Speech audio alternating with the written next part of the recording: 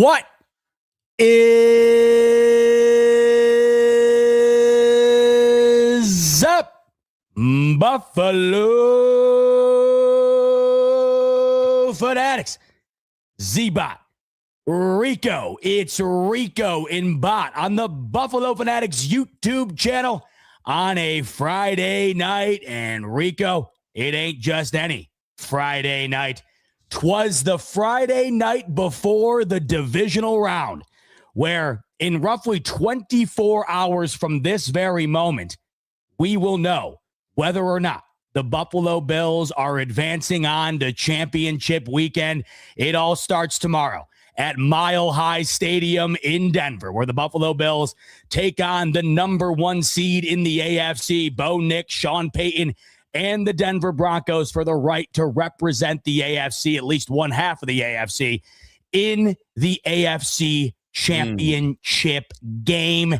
Rico, one down, two more to go to get to the bowl, and it all starts tomorrow. Not only does it start for the Bills, it kicks off the divisional round in general.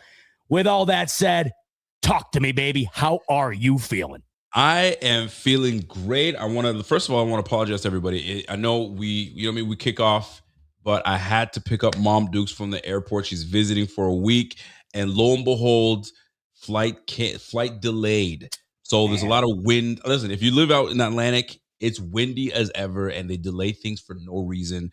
So her flight was supposed to come in at 6:30 Atlantic time, and it was delayed. You got to wait for her. So I apologize, but we're here now. She's upstairs. She's great. We're happening. We're here. How do I feel about being 2 games away? Hold on. Before you get into it, let me ask you, how does Mama Duke's vibe with the Bills, and then in particular with a game like tomorrow where the stakes are as high as it gets? What does that look like? Absolutely nothing. Okay. She knows nothing about the Buffalo Bills. She knows absolutely nothing. If it comes to sports, it's soccer. Or for the real folk, it's football, and that's it. And she's got right now. She's thrilled about the World Cup coming up. Haiti's made the World Cup, so we're gonna be rocking it. We're in the group of death, in my opinion. You know what I'm saying? You got Morocco, you got Scotland, you got Brazil. It's gonna be crazy. But when it comes to football, American football, bro, absolutely, I can say, hey, Ma, Josh Allen almost tore his knee last week. What kind of dish is that? What is that? She's gonna be.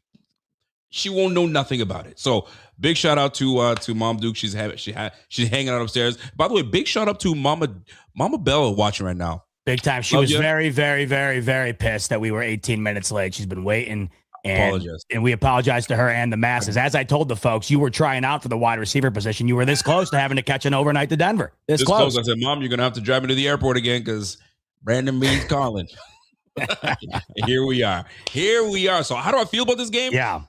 2 games away, man. Like, wild card weekend is out. We're in the divisional round, and I have a bit of I wouldn't call it a hot take, but I have I have a stance that I'm standing on that I think gives the Bills a slight advantage for tomorrow. Maybe I'm talking out of the side of my mouth, but maybe I'm onto something. We'll get into it afterwards, but I feel good about this matchup. I feel good about this one, and change my mind. Someone change my mind why I shouldn't feel good about this game, of this upcoming game. But you tell me, are you feeling any different from when we were walking into going up against the Jacksonville Jaguars, or are these completely different stakes? This is a different game, different out. Listen, can't compare the two. What are your thoughts on that? Weirdly enough, it's the wild card round I'm always the most nervous about, and I think it's because it is the immediate transition from games that, of course, matter, but not nearly as much, of course, as the playoffs do. So that initial transition always hits me like a bus. I'm never ready for it. Even if the Bills are like a 10-point favorite, it does not hit me to where I immediately think, oh, this is going to be a cakewalk. This is going to be easy. Wild card round each and every year just hits me like a train, where the nerves come out of nowhere and they're here to stay throughout the week, all the way up until and through the game. Once the Bills get one under their belt, Rico, I feel like the nerves have calmed, right? And I'm kind of in that flow state. The crazy thing is, and I didn't really think about this until I did think about it. This is the 6th consecutive year in which the Buffalo Bills are at the very minimum in this exact spot, moving on to the divisional round. Right. That's pretty wild because I feel like it doesn't feel like that, even though it definitely does, obviously. I mean, with Josh Allen, they've gone every year, but his rookie year, it's just wild to think that we are now in the 6th consecutive year of making at least this round. And what's even more wild about that is there's only 4 teams that have ever done this. There's only 4 teams that have won a playoff game, at least one, in 6 straight years. Incredible. The New England Patriots, 3 Super Bowl titles in that span. The Kansas City Chiefs, of course, 3 Super Bowl titles in that span. The Dallas Cowboys, 3 Super Bowl titles in that span. Of course, 2 against the Buffalo Bills. And then there's the Buffalo Bills, who not only do not have a trophy, but do not even have a Super Bowl appearance. I saw that graphic from CBS Sports.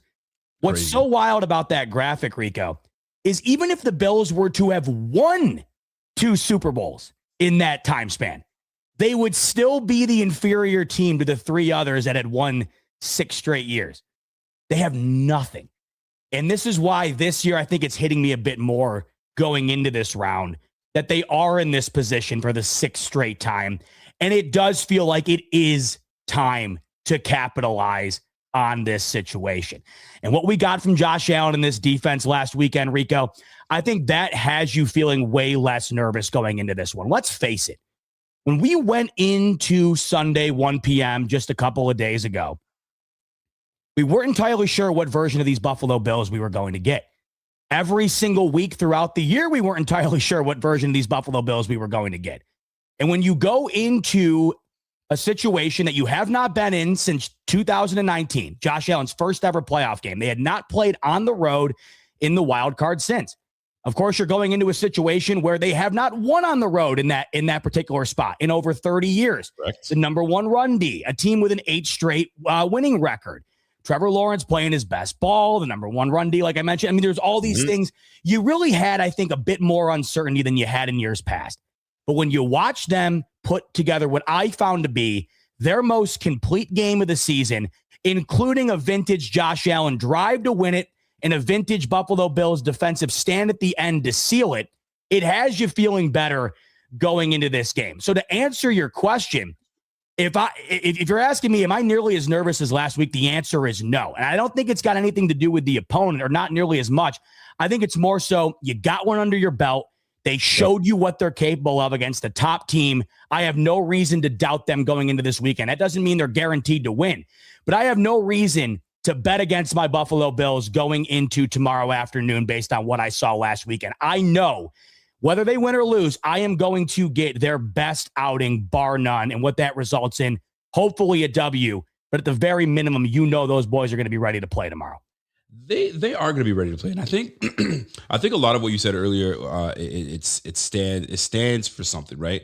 Where you go from regular season where it's all great, we're trying to get seeding, we're trying to get everything we can to bolster ourselves to get into the playoffs. But in that wild card game, there's something about that wild card game that all this preparation and you can be bounced out, right? And you're like, oh, all that for nothing, right? And there's edge, there's all these. They call it the wild card for a reason, because anything can take place, anything can go on. But once you get past that wild card, now the teams that deserve to be there are now you're about to see real solid football. But a question that has been just irking me these last couple weeks, I find that the analysts that are out on TV, radio, all that, they don't know how to take the Bills. They don't. The Bills have been so, I guess you can call it mysterious, if you will. I'll use that for lack of a better word, because nobody ever, the amount of takes that I see going, I'm with the Bills, I see them as my Super Bowl champs. They don't have enough. I'm not with the Bills. I think this is the end of the rope for them. They're not going to be able to do it. That was against the Jaguars. Yeah. Okay, so you go into this week, I'm with the Bills because if they looked the part, they weren't supposed to win that game against the better team, the hot team against the Jaguars. I'm with the Bills. The week progresses, and I'm not with the Bills because they lost Shavers, they lost this guy. They're not with the Bills, and the amount of reasons as to why they were with the Bills, and then now they're not with the Bills. Pick a side and run with it. Hold on. What did I tell you? We had a debate about this for a solid 20 minutes last week. I couldn't believe that you didn't see this coming, because this was always what it was going to be. You're right. But have you not noticed throughout the week that Jags game just been completely overlooked? It's been it's basically Josh Allen's gotten a lot of credit from many people. I get that, but you haven't really seen people bolstering up the team that went out there and played the way that they did, being able to do what they did without a run game, holding that team to 10 points going into the fourth quarter at home. Once again, Rico, it's just Josh Allen. That's the only conversation. But it'll happen again if they win tomorrow. It'll be Bo Nix. He's played 2 playoff games. They were both against the Bills. What'd you expect? Bo Nix, Josh Allen, what'd you expect? It'll happen again. This is why you got tunnel vision. And I feel like these boys are locked in. Thank God. Because you're nailing it. I mean, the outside noise is ridiculous. And I'm trying to, like, it's one of those times. Okay, I was a little unhinged. I was a little like amped up for this wildcard weekend, and now that things are settling down, the dust has now settled. Mm-hmm. What is it? The cream will rise to the top. All that stuff is going to happen. You're going to see the good teams really stand out and really, really show why they're there. But yet, you still have analysts just. I don't know. And I get it. You're on TV, so you're supposed to, you know what I'm saying, have a take. So it's engaging. People can talk about it. But half the stuff y'all saying, y'all don't even believe it, man. Stand on something and go with it. So like right now, they love the Bills, but they don't love the Bills. They love Josh Allen because he's this, down the third. But if you were to ask them about anybody else, it's about Josh Allen. I'm getting sick of it. I'm sure the team, if I'm on the team, I mean, I guess I don't care as much because we're supposed to do what we're supposed to do. But bro, where's the respect for the rest of the squad, right? J.A. is amazing. Don't get me wrong. But fam, Cole Bishop has turned his career around. That should be a conversation to be had. Trey White had such an amazing game last week. That should be something to have, right?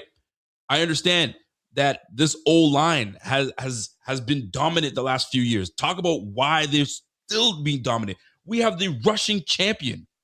But y'all want to talk about Josh Allen. And then when it's not about Josh Allen, stop the run and you ain't got none. What? We just talked about how great Josh Allen was, but now it's like, stop the run and you ain't got none. Ask the Jaguars how that turned out for them. Stop the run and they got none. Well, 270 on your ass, 80% completion percentage on your ass. What are we talking about? Yo, put some respect on this team and let's roll. I respect the Broncos. I think the Broncos are going to come with it. But there's a lot of conversation. Oh, the Broncos got the number 2 defense. The Broncos have Pat Surtain. The Broncos is the Broncos that. When we played the Broncos last year, and I know last year is a whole different ballgame, Pat Surtain was a non-factor. He was a non-factor. The type of offense we run, it's a lot of the shallow stuff. So pick your poison, figure out what you want to do. But listen, put some respect on the rest of this team's name. I'll tell you right now, James Cook was held to under 50 yards rushing. You don't think he's pissed off?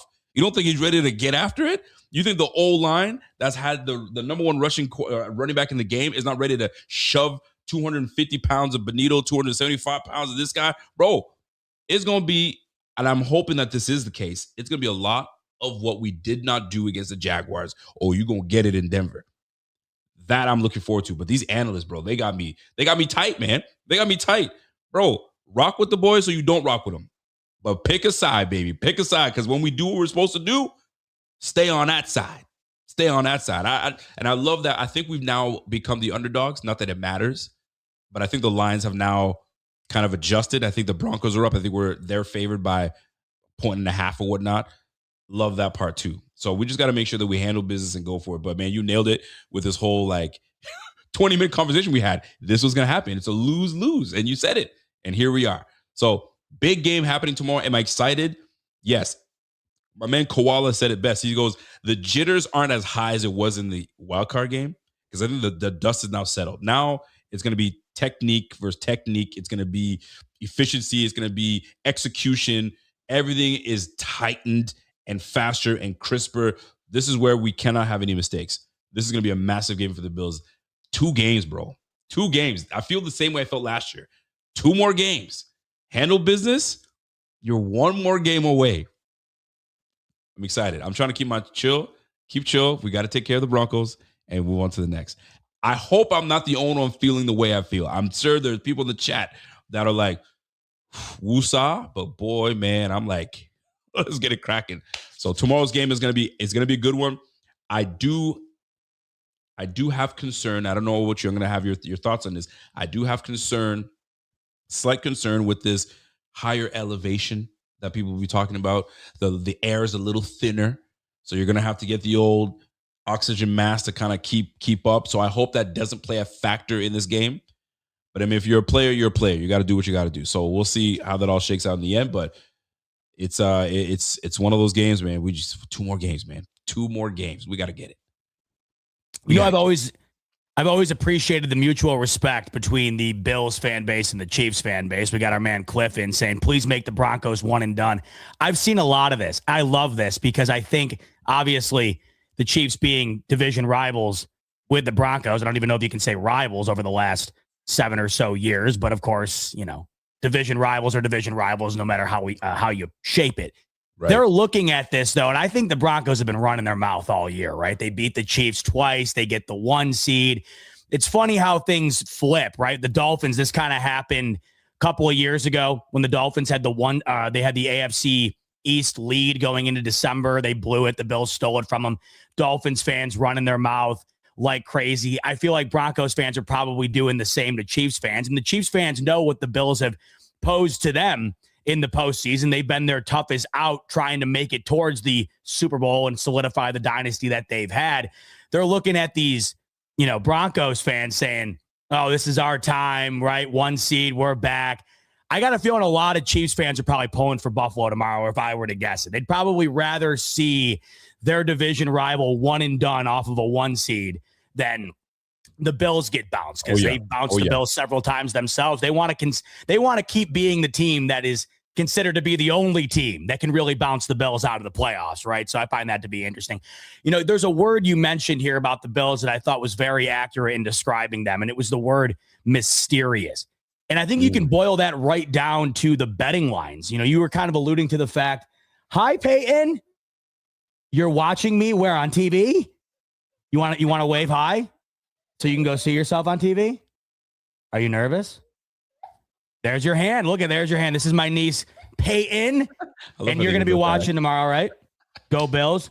Peyton made me a big Bills sign that we still have up, right? I love it. We still have the sign up. And guess what? We're 1-0 with the sign up, Peyton. And we're going for 2-0 tomorrow. So you can thank my niece, Peyton, for getting us off to a hot start in the playoffs. We are 1-0 with the big sign up. By the way, I love how your voice went up like 6 octaves. Hi, Peyton. You got it. For the kids, man. Love it. For the kids. Yeah, doesn't everybody got the kid voice? The kid voice?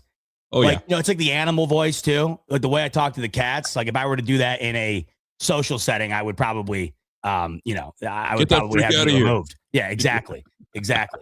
So you're looking at the betting lines though. Yeah. You kind of alluded to the fact that no one really knows what to do with these Bills right now. Well, the betting public really doesn't know what to do with them either, because last week they open up as a favorite, right? Yep. And by the time the game rolls around, they're a dog.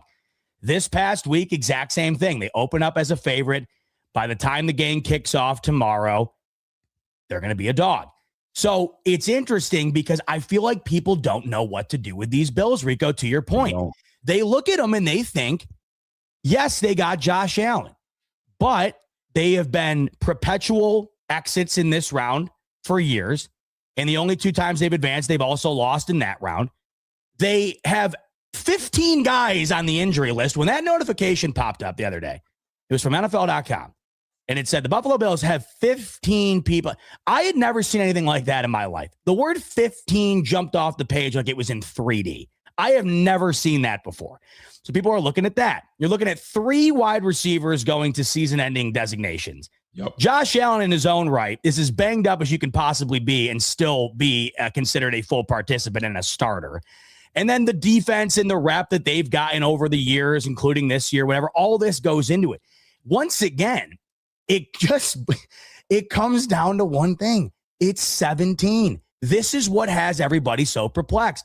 You look at the team and you think, how can I bet on these guys? And then you look at the quarterback and it all makes sense. But people are struggling, Rico, with the two little, the devil and the angel on either shoulder. This is kind of how I see it. Where one part of one side of the shoulder saying, these Bills can't do it. They have no wide receivers. Their defense isn't very good. They lose in the playoffs all the time. Then you have the other side of the shoulder that's like, they got maybe the best quarterback I've ever seen. This dude isn't even from this planet. It doesn't make sense. When I watch this guy, I look around and I'm saying, is anybody else seeing this? Like, what even is this guy?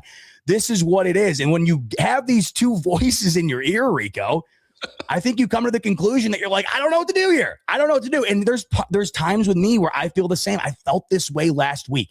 But what wound up being the ultimate difference maker for me was the quarterback. And once again, I look at this game and I feel the same exact way. This is why every year when you go into games against Mahomes or Burrow or Lamar, the reason why everybody's talking about that is because you feel that. You are threatened by that. Where I feel like is in this game and the game last week, and really every game moving forward, unless the Bills find a way to take on Matt Stafford and the LA Rams. Every one of these games, you look at it and you can make every argument in the book to take the other team, Rico, but the one thing you can't argue against is the one guy the Bills have and nobody else has, and that's 17. And that's why I think everything feels so mysterious right now. I tell you, they're doing their best, and I get it. They've got to pump up this week and generate a lot of, back and forth and conversation. One topic of conversation that's come up. Obviously, Josh Allen is a beast, and we've been hearing it. We've known this for a long time. The minute that brother jumped over Anthony Barr, we knew he was different. We knew he was different then. And then he just started to do way more and exceed it. And there's a whole lot of nothing that this guy can't do. We know that with Josh Allen. I bring this up because there was an interesting nugget that our guy Bobby found. And I found this extremely interesting. So obviously they like to pit quarterback v quarterback, right? It's going to be Bo Nix, Josh Allen, experience versus inexperience. This is a rematch, a rubber match, whatever you want to call it, because this is for them, right? I came in as a rookie, so it's all going to be, I came in as a rookie, I didn't know as much. Now I got a full slate of a season under my belt. I got a pretty much a damn elite head coach, whether you want to call him Hall of Fame, that's a whole different ball game. We're ready this time.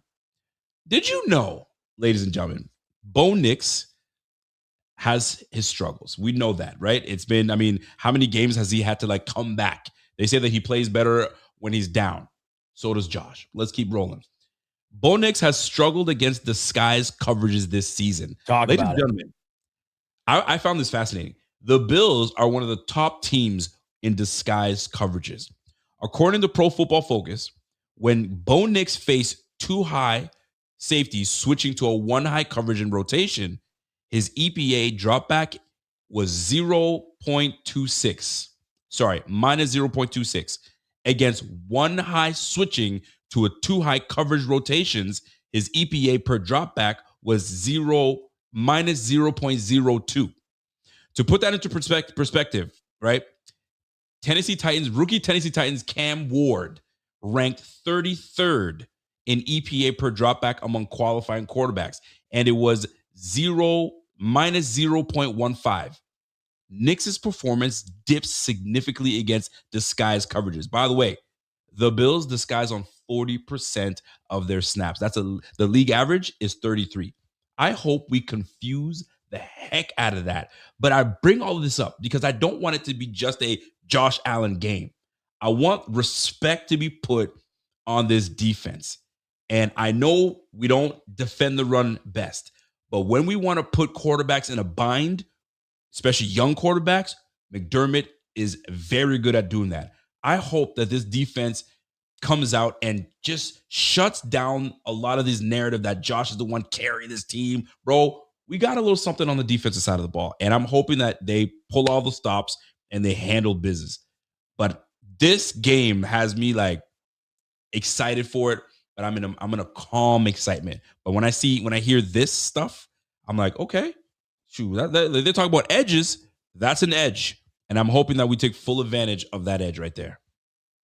No doubt about it. And I think some people are looking at this game and they think that Sean Payton and his playoff experience is an advantage. But the funny thing is that it isn't. He's just been coaching for a very long time, right? And you're looking at some of his playoff resume.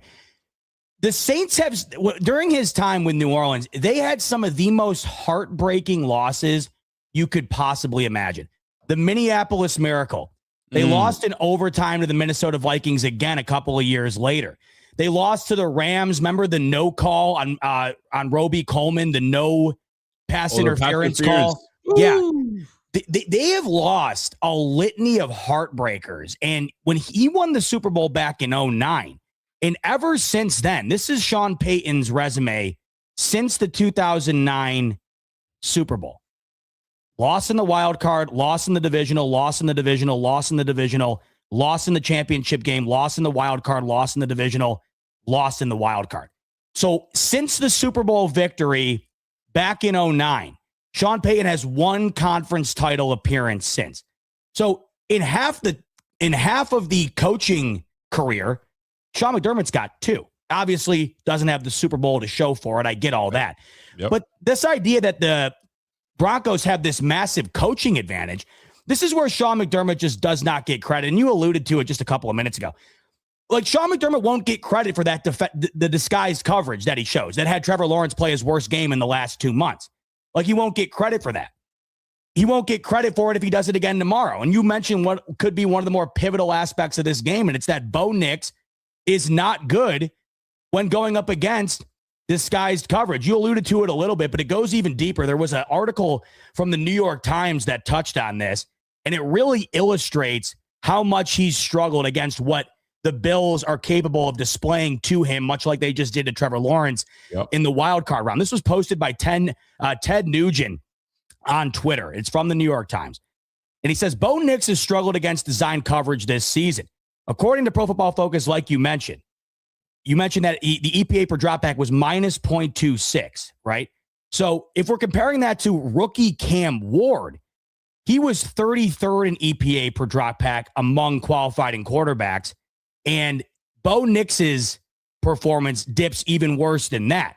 The Bills disguised their coverage on 40% of snaps, which is 7% higher than the league average. So you're talking about a rookie in Cam Ward who comes into an offense that's essentially non-existent. He's at the bottom of the league, and that's where Bo Nix himself is also at too. Bo Nix, when facing winning teams with winning records who score more than 20 points, he's 1-7 in his career. I know it all doesn't just boil down to the quarterback, and I know how great this Denver defense is, but the quarterback aspect of this is massive. And in last year's game, it was still the same quarterback and many of the same offensive weapons. They scored on their first drive and they never scored again. As good as this Denver defense is, the Denver Broncos are going to have to put points up on offense in order to win the football game. You're not going to win like the Seahawks beat the Niners a couple of weeks ago, 13-3. You're not going to win like the Texans just beat the Steelers. That's not going to happen with Josh Allen. And the only way you're going to do that is if you force multiple turnovers. And this is one of the keys, again, to this football game. I found a theme throughout the year when it came to the Bills playing top-tier defenses and losing. And the theme was a bad Josh Allen turnover or two. The theme was exactly the same. The Atlanta Falcons game, 2 interceptions from Josh Allen, sub 20 points, loss. The Houston Texans game, 2 Josh Allen interceptions, sub 20 points, loss. The Philadelphia Eagles game, that brutal fumble when they were in scoring territory, sub 20 points, lost.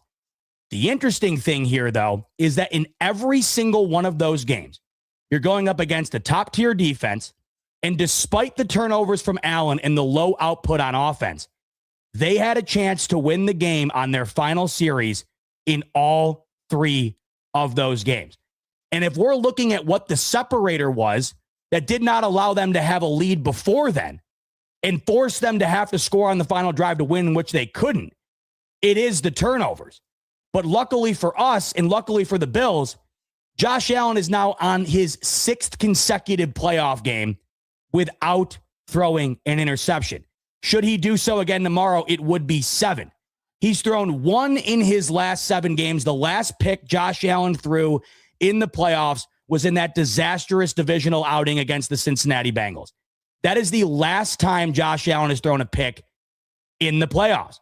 So I bring this up because if you go back to when the Bills played these elite defenses, had they just not turned the ball over, they're winning at least 2 of those 3. They're not losing all 3 of them.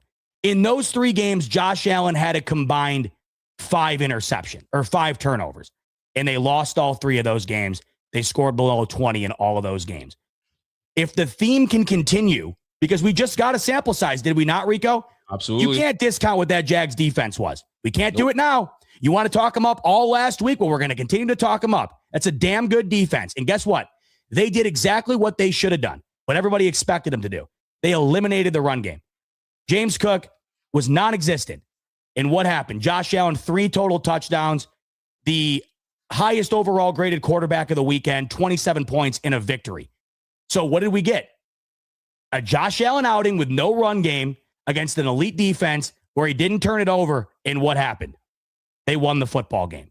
So even though we're going up against the stout defense tomorrow, I go back to the old cliche. And I don't care that it's a cliche, because to me, this is the do or die difference in the football game. Josh Allen plays clean football, the guy doesn't lose. Yep. So if Josh Allen doesn't turn the ball over, I have a very, very massive hunch that means the Buffalo Bills are in the best position possible to move on the championship round.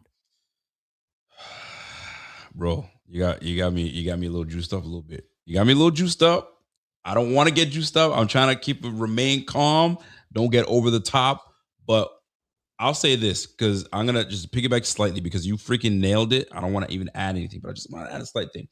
What we saw last week should be something that makes Bills fans excited. For myself, that's what I wanted, right? We saw how we reacted when the Bills won, right? It wasn't that we're trying to make a huge comeback. This was, all right, we just fumbled the football, we just gave them the ball back. Golly, they scored. Okay. All right, we got a defensive stop. All right, here comes Josh Allen. Josh Allen had to make play when the plays needed to be done and made, and he did it. He was clutch. He came through.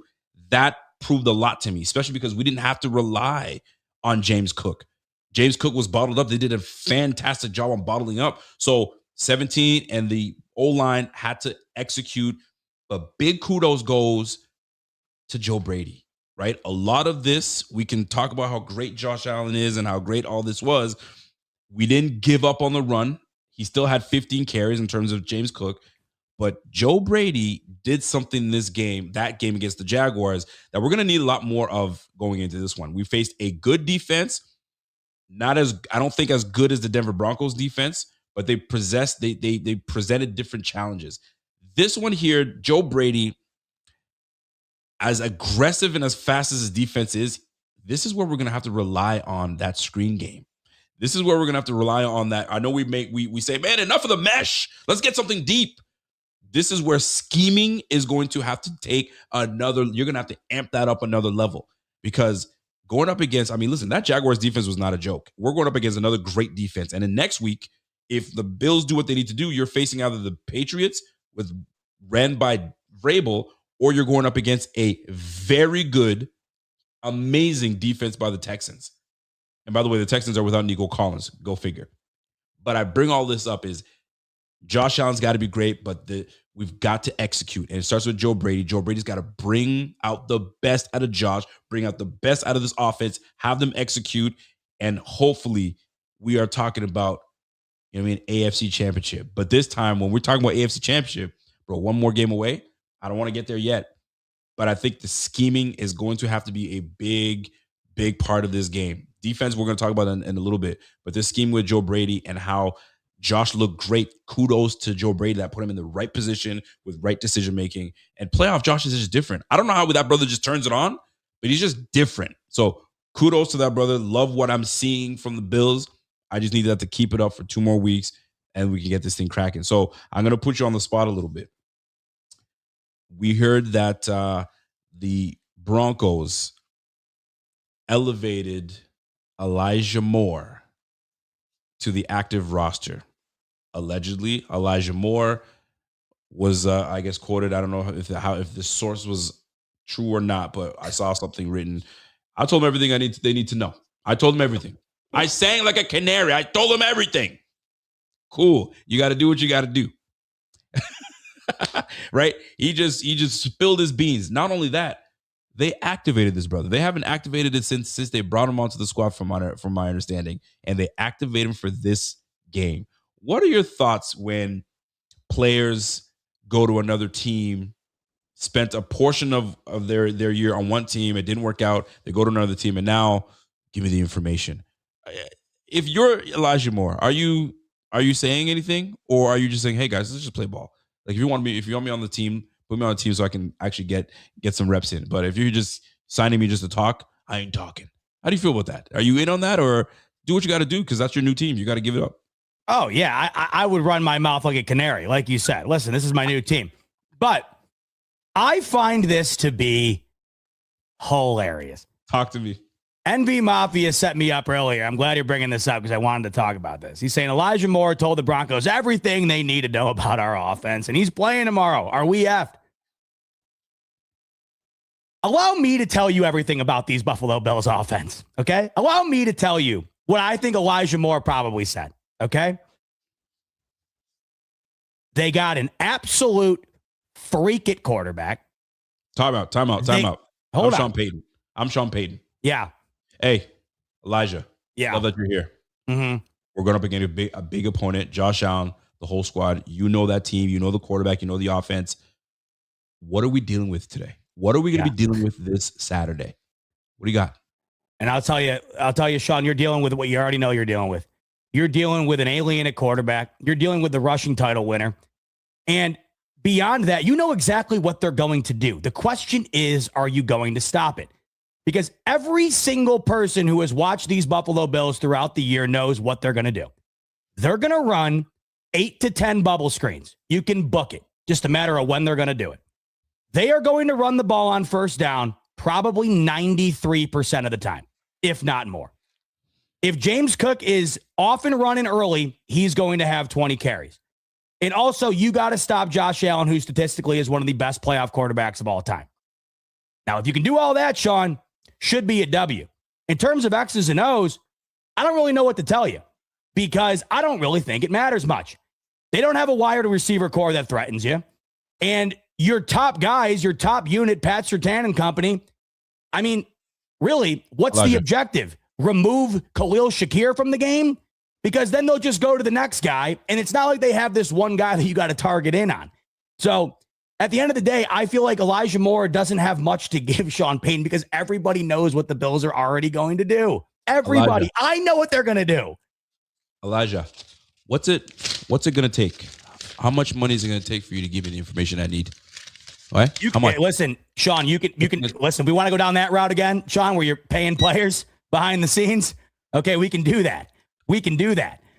But you can pay me all you want, but I just gave you everything that I could possibly give you for free. So what's with this receiver? What's with the receiver room? I get it. You told me something I already know. Josh is an alien. Yeah. But like what kind of concepts can I tell my defensive coordinator to watch out for? Yeah, tell your defensive coordinator that when Khalil Shakir goes in motion, Josh Allen's going to whip him the ball on either the left or right side of the field, usually on 3rd and long, and it's going to be a bubble screen, and you're going to have to get Khalil Shakir on the ground. You are also probably going to have to find a way to stop the tight ends, which once again, if there's one area of this defense that they're not particularly great in compared to the rest, it is that area. But really what it all boils down to is if Josh Allen's on his game, I don't quite know what it is you're going to be able to do to shut him down. The one thing I would say is that you got to hit him. That is the one thing that I think separates Josh Allen from having his best performance to Josh Allen having a mediocre outing. You have got to hit him. But you got to do it, Rico, without blitzing him. Because if you blitz Josh Allen, he is going to absolutely torch you. You are going to need to get home with your front four, and not just get home, but you are going to have to hit him.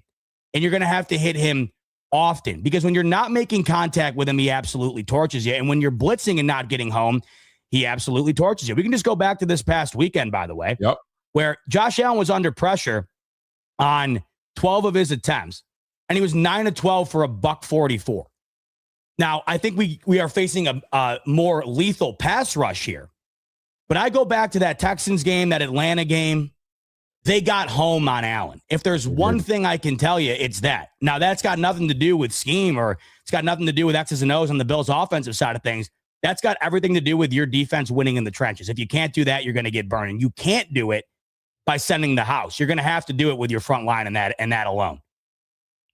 Tackling is going to be a big deal for these Broncos. And I don't know. I don't have the concrete numbers. I'm going to find out. But the Broncos are not a very good team at tackling. Tackling is one of the things that they struggle in. So this is where guys like James Cook comes in. This is where guys like Elijah Moore. This is where guys like Khalil Shakir come in, right? If we can be as elusive as we are, we have the advantage. That's why scheming is going to be a big deal in taking advantage of this Broncos defense. Because all I've been hearing is how great they are. They're so great. They're this and they're that. Riley Moss and company, they're one of the top teams in the game that lead in pass interference, right? They're an aggressive defensive back. So they lead by a wide margin, by the way. They are they have well over 1,000 yards in penalties this year. This is what I'm saying, man. So this team is not as flawless as they want to make the Broncos seem. They have their flaws, and the Bills need to exploit them quickly, find out where they're at, and go for it, and absolutely go for it. So I'm looking forward to seeing what Joe Brady in this offense looks like going into it. A quick start, because you got to get Bo Nix and these boys behind. Because I think if I'm the Broncos, I'm doing everything in my power to start quick, get on the board quickly, and make Josh play under pressure all day. And I'm not talking about getting after him and blitzing him. I'm talking about having to not make mistakes, because that is crucial. I'm down 7. I got to tie this up and score. Shit. Now I'm down 14. Okay. I'm down 2 scores. Now the level, the margin of error has shrunk tremendously. I've got to, how many times were we like, man, this is the drive of the game against the Broncos. Oh my God. This is the drive of the game. Shit. If we win this game, that was the pass of the game. And then a drive later on, we got to pass to freaking Brandon Cooks down the sideline. Like, there were so many moments in that game where we were just like, this is it. This is what it comes. There were like 3 or 4 moments that we were in that position. I don't want the Bills to be in that position. I want them to, at least that's what we want, to try to be in control. But the Broncos are going to do everything they can to get up on these guys and then send the dogs, and then have Josh play from behind and play under pressure, which he's fantastic at. But this is where we need everybody on that page. But when Josh is playing above, boy, we're a very good team. Go ahead. Let me illuminate this point, because Kay Adams earlier today put out a crazy stat to kind of back up what I'm speaking on here. Okay. This is based on the 2025 splits for Josh Allen when he's under pressure. And she compiled the stats in games in which he was hit 6+ times and games in which he was hit fewer than 6 times. In the games that Josh Allen was hit 6+ times, 1 in 4 record, a 6 touchdown to 6 interception ratio, and a passer rating of 87.3. When Josh Allen was hit less than 6 times, an 11 in 1 record, a 19 touchdown to 4 interception ratio, and a passer rating of 110. You get home, you got a chance. You don't get home, cooked. History will tell you he's going to cook you. The Denver Broncos can get home, but the question is, can they finish the job? And the Atlanta Falcons did. The Houston Texans did, right? That's what you're going to have to do. You're going to have to hit him. And you would think you'd have the opportunity to do it. He's as banged up, I think, as he's ever been. But are they going to be able to do it? I mean, this Denver Broncos defense, by the way, is phenomenal. But there are some games this year that I've watched against very, very bad quarterback play where the game comes down to the last series. The New York Jets game overseas earlier in the year was the worst game I've ever watched in my life. I'm not even exaggerating. Go back. If you Google the highlights of that game, I bet you they're probably 30 seconds in length. That was one of the worst games I've ever seen. And the Jets had an opportunity to kick a game-winning field goal, and the clock was so poorly managed that they weren't even able to get the kickoff, and they lost by 2, 13-11. They beat the New York Giants by 1 point this year, 33-32. They played the Las Vegas Raiders twice this year. The only other team that has an argument with the New York Jets for being the worst in football. Both games, Rico, came down to one score. Both games. And then they played the Chiefs backups before the end of the year, and they beat them by a score.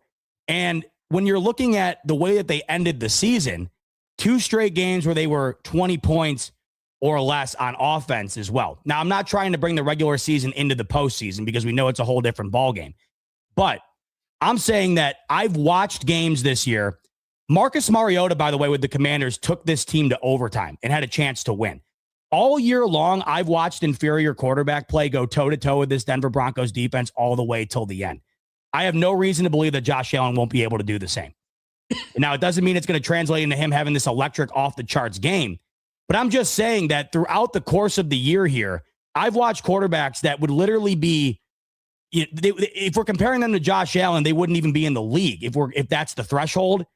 And they've taken them right down to the wire more often than not. So I just think that once again, the advantage here is the fact that Josh Allen is the quarterback of the Buffalo Bills. Point blank. There's no question about that. By the way, speaking of Josh Allen obviously is a married man. He's going to be expecting a child sometime in the very near future. Very happy man, and he stays away from the internet. So we think. I'm sure he has a burner somewhere. There's a burner somewhere. So the internet is a funny place. Would you agree? It is awfully comical, Rico. It's a comical place. It turns out Josh Allen's lady, there's footage, there's picture of her donning Broncos gear, giving the old the dab. There was a little dab action going on.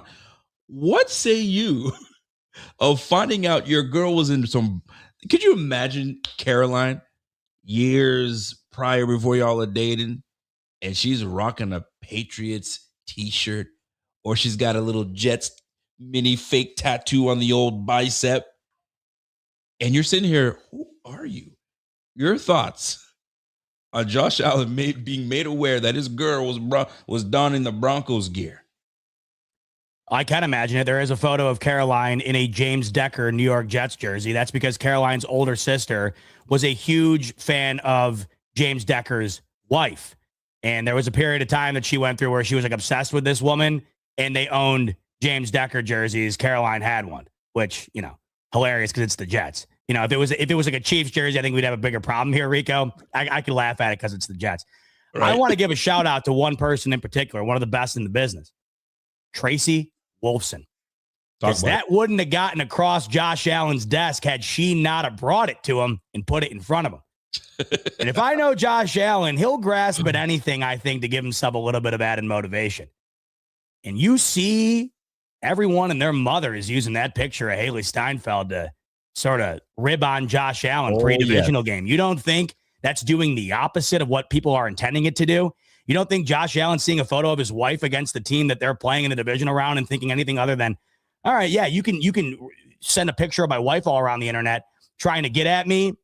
All that's doing is fueling the fire. Speaking of my wife and Josh Allen, soon to be delivering a baby of his own. Shout out to my wife and my baby, Zoe, who is clean as a whistle. Yep. There's fresh out the tub. Look at this. My sweet, sweet Zoe Jane, clean as a whistle. Look at her. Oh, my God. Look at that chin. Folks, take a look at this chin action. You got mama's chin or daddy's chin? She's got mama's chin. That is a mama chin. Now, that's hereditary, by the way. That is hereditary. There you go. Caroline could literally weigh 80 pounds soaking wet. The chin would remain. It's hereditary. It is a gene.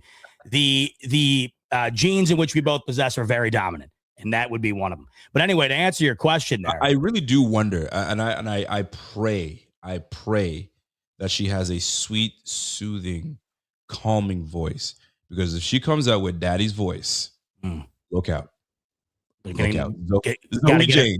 get her behind the mic, right? Got to get her behind the mic, get her yapping. Get her I'm going. telling you, though, the second I saw that picture of Haley Steinfeld, I smiled. I said, this is not going to be what everybody thinks it's going to be. This is going to be the opposite. And when I saw that Tracy Wolfson showed it to him, I'm like, give her a round of applause, because he's going to see that, and it's going to piss him off. And you're Josh Allen. Yeah. Hey, babe, when did you take that picture? You know what he said? He said it was kind of like a low key dig. He said she was paid. I think he said she was paid to do it. I love it. Listen, Josh Allen, I'll tell you, man, he's witty. He's quick, man. And if a guy like that, I don't. It doesn't surprise me if you're a fan of shows like The Office and you're a Frank Sinatra guy, bro. You got to be quick witted. You got to be like on it, and that boy is on it. Like there's not a whole lot you can get past this boy, and love seeing it. But I found that so fascinating that these guys are trying to stir some things up. I bet you they've been sitting on that picture for a minute. Yo, if the Bills beat the Jags and they're facing the Broncos, we're gonna wait until like a day or two before the game. Boom, put it out there. And now you're just going to piss off Josh Allen even more. So last thing I would do with one of the world's greatest athletes is poke the bear by using a photo of his pregnant wife. I'll tell you what, that's the last thing I would do. Yep. But hey, that's just me. And hey, the cat's out of the bag. Shout out to Tracy Wolfson for getting the evidence in front of him, because I'm sure that'll be one little more bulletin board thing to add. And I know this is constantly brought up. Does it really matter? Does it really matter? Probably not. But if you think that that's like hindering him, or that's like somehow making fun of him, I think that would be the worst possible way to look at it.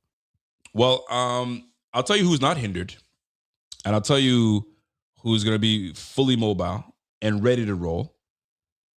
Curtis Samuel, ladies and gentlemen. Curtis Samuel, who we were all thinking going to be ready. We've been waiting to find out when is it going to be reactivated? When are they going to have time to bring him back onto the roster? And ladies and gentlemen, Curtis Samuel has been elevated and will be playing this game against the Broncos. And if you remember last year, Curtis Samuel had one of the bigger plays of the game, which kind of broke it open. And then the Bills just went on to do what they do. Good point.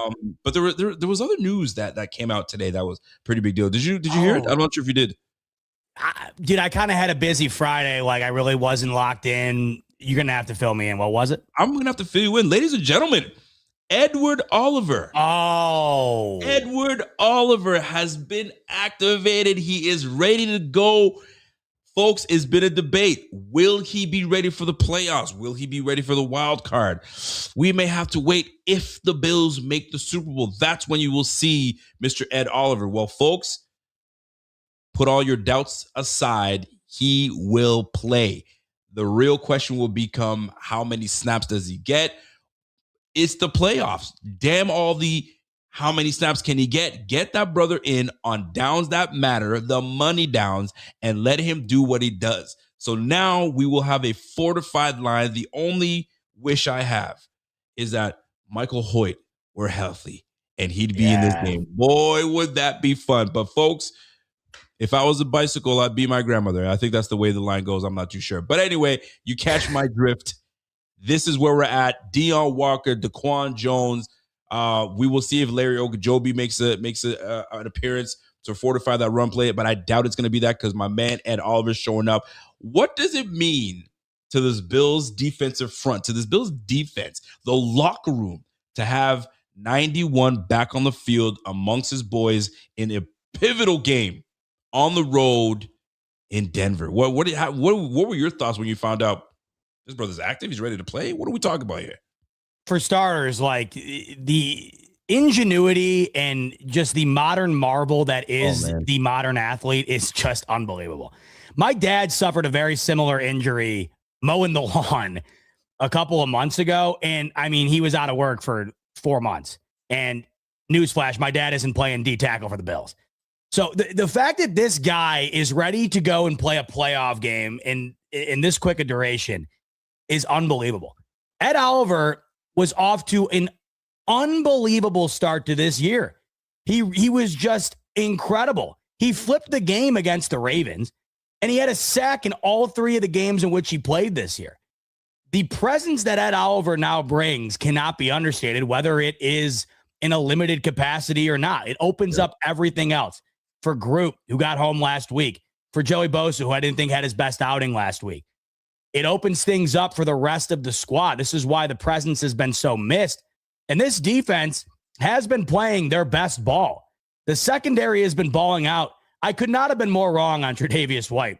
And, back when you and I talked about it, and you said this guy's going to be vying for a role, and I just didn't see it. With the amount of guys the Bills have brought back as what felt to be a feel-good story over the years, you draft Max Harrison. I just didn't think we would see Tre'Davious White playing in some massive role for these Bills. He's been playing the best corner of his career, or some of the best ball of the last 5 years of his career. And if you would have asked me preseason if I thought Tre'Davious White would be the highest graded corner in a wild card game and be playing some of the best football on the defensive side of the ball in January, I would have been like, are you playing Madden? I don't understand what you're getting at here. The guy just went from 2 different teams post-Buffalo, multiple massive injuries in his career. This guy is balling out. So you're getting the best version of this Bills defense, I think, over the last couple of months this season here. And now you're adding Ed, a crucial factor here, because Bo Nix, once again, second-year quarterback, second ever playoff game. Getting after him is going to be pivotal. Much like we talked about the Denver D trying to get after Josh Allen, it's 10 times more important for Buffalo, because I just don't think that's a guy that's going to be set up to overcome it with this lack of experience and with really a wide receiver core that I find to be inferior to that of Jacksonville's last week, if we're being honest. Cortland Sutton is damn good, but if Tre'Davious White can play the way that he's been playing, right? I look at last week, they had 3 really solid wide receivers, Jacksonville did. They only allowed one guy in Parker Washington to have a substantial outing. Jacoby Myers and Brian Thomas Jr. were essentially eliminated from that football game outside of the touchdown. So getting after Bo Nix is going to be huge. Whether or not Ed Oliver is out there for every snap, to me, is irrelevant, because you still have to factor in him being out there when he is out there.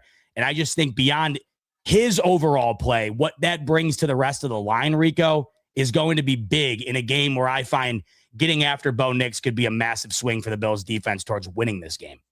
Listen, there's no question about it. And what I love about the addition of Ed Oliver is the one thing that we have been clamoring for, we've been wanting as Bills fans, right? We brought in Joey Bosa to bolster that department, and that's the pass rush, right? That's the ability to get quarterback off kilter, get him off schedule.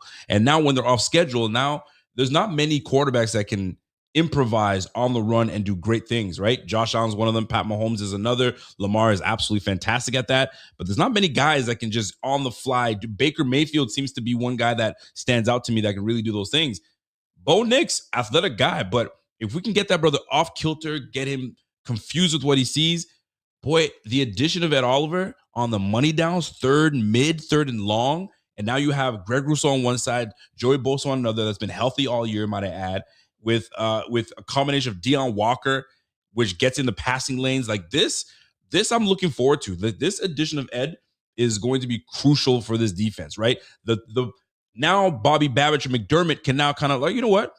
I got a bit of a pass rush, so maybe I can kind of call a different type of scheme. Maybe I've been holding off on calling this set of plays because I didn't have that interior pass rush that I needed. Ed Oliver being back allows me to gamble a little bit more. Maybe I do a few more things that I need to. So I'm looking very much forward to seeing the addition of Ed Oliver matches now with these guys. Now, is he going to be gassed, ready to go?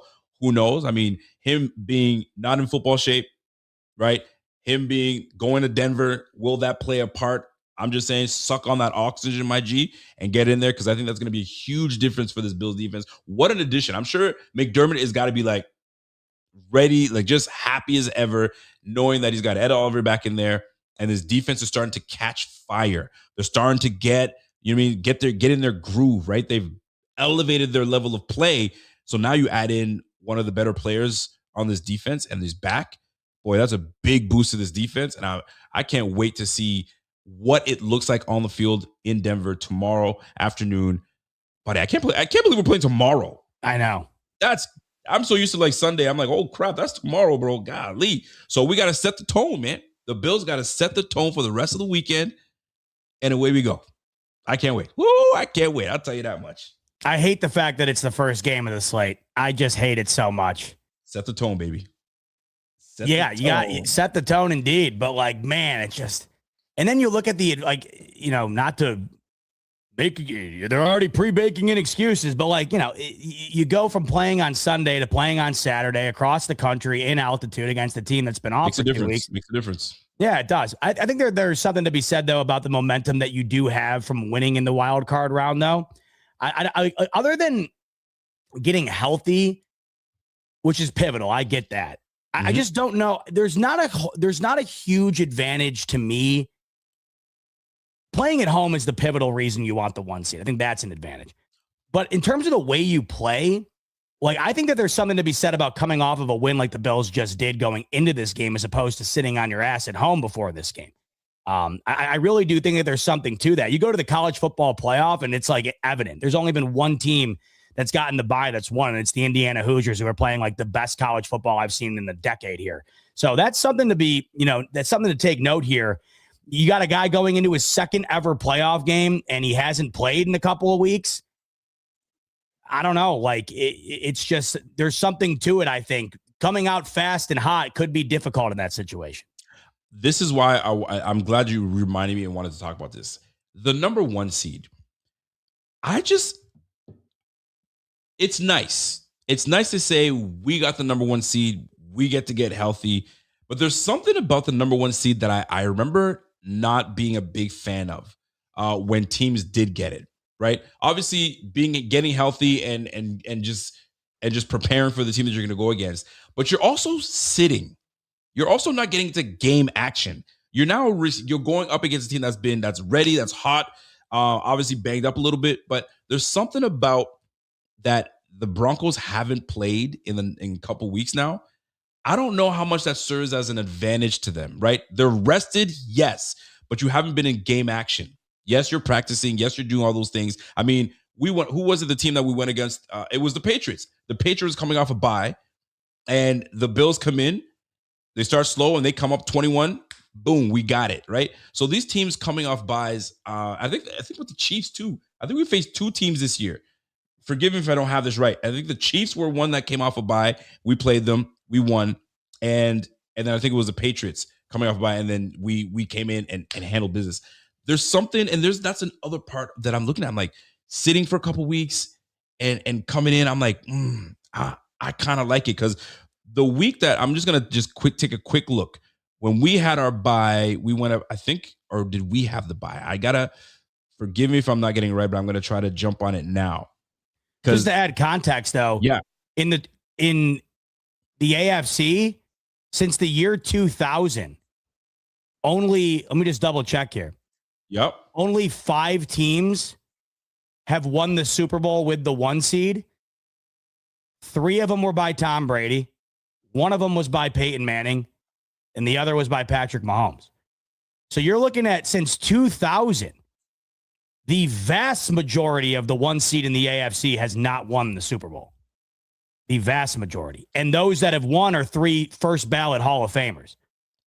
I'm with it. I just, there's something about that number 1 seed that I'm not a fan of. So so the Kansas City Chiefs had a bye week after the Bills, and they went and played the Denver Broncos, lost that game 22-19.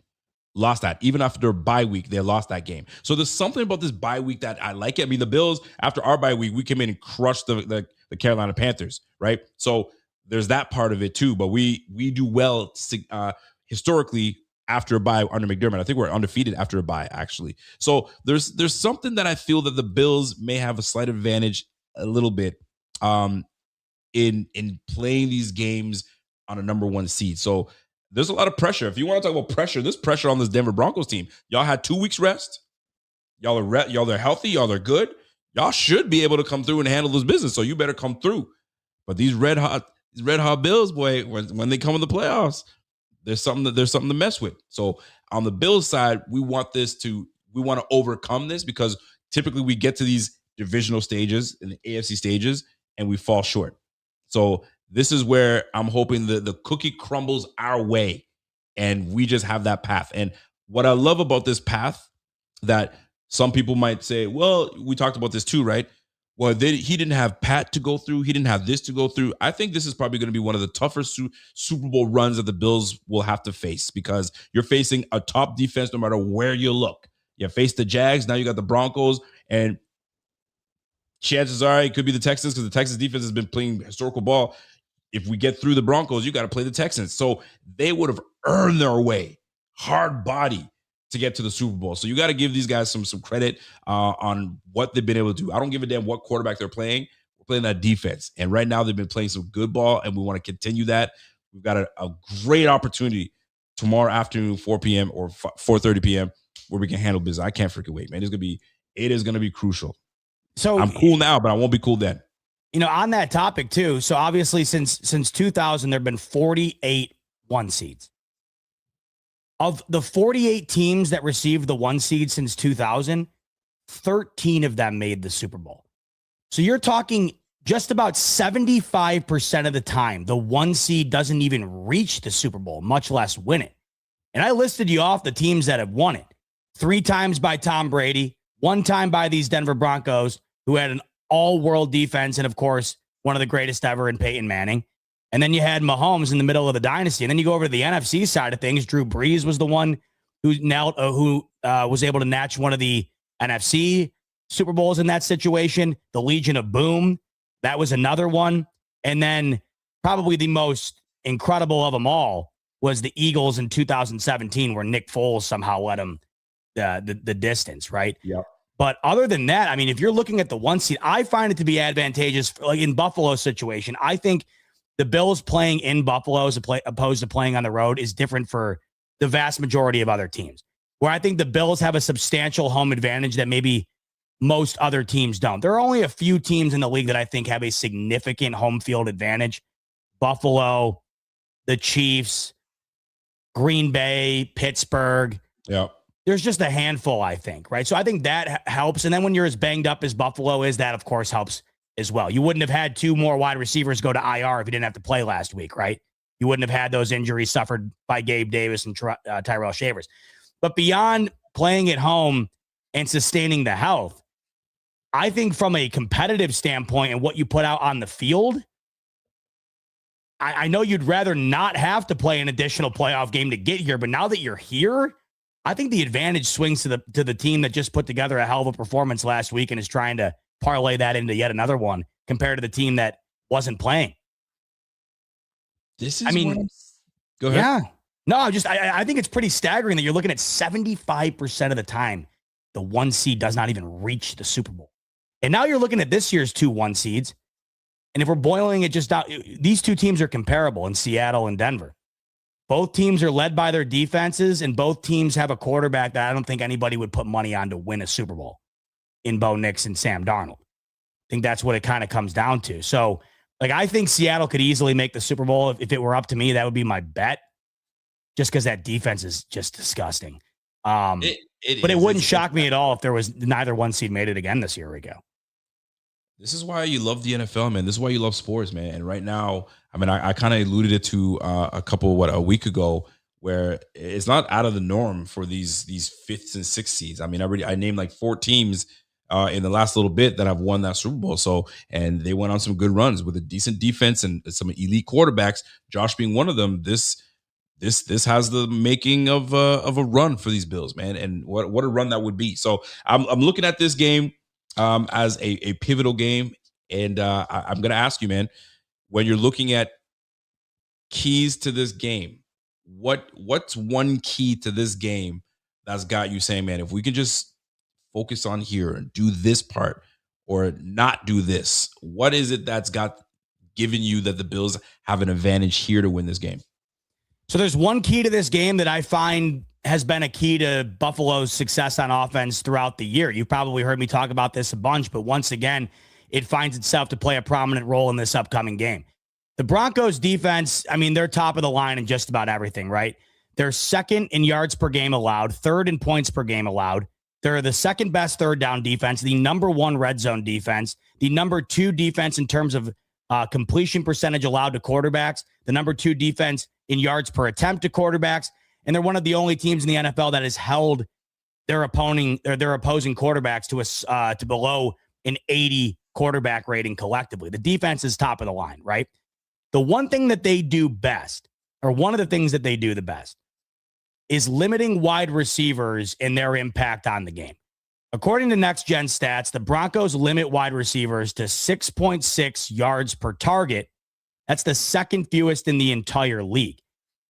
But where the Bills find a benefit within this is that they're not beholden to getting the ball to the wide receivers. That's why last week was so interesting. It was one of the only games this year where the Bills went to the wide receivers often, and it wound up paying off. Brandon Cooks had a massive impact. Obviously, Khalil Shakir had a big impact. Keon Coleman had a big catch. Yep. But we haven't seen that throughout the year. What the Bills utilize the most are the areas that they have the most talent in, and that is the running back position and the tight end position. And this is where the Denver strength is going up against the Buffalo Bills strength. The strength of the Denver D going up the strength of the Bills offense. Get a load of this stat, because the Broncos, second fewest yards allowed per target to wide receivers. But on the Bills offensive side of things, when Josh Allen targets a running back or a tight end, it leads to 8.8 yards per target, Rico. That is second best in the league. Let me double check. I believe that's first in the league. Okay. Either way, it's right up there, right? So you're talking about the best in the league at getting the ball to your running backs and your tight ends, having that work out, right? But not only that, 8.8 yards per target, right at the top of the league, going to running backs and tight ends. But on those targets, Rico, 45.9% of the time when Josh Allen targets a tight end or a running back, it results in a first down. The second highest since 2016. Jeez. So the efficiency that the Bills display when targeting tight ends and running backs is as good as the league has seen in a decade.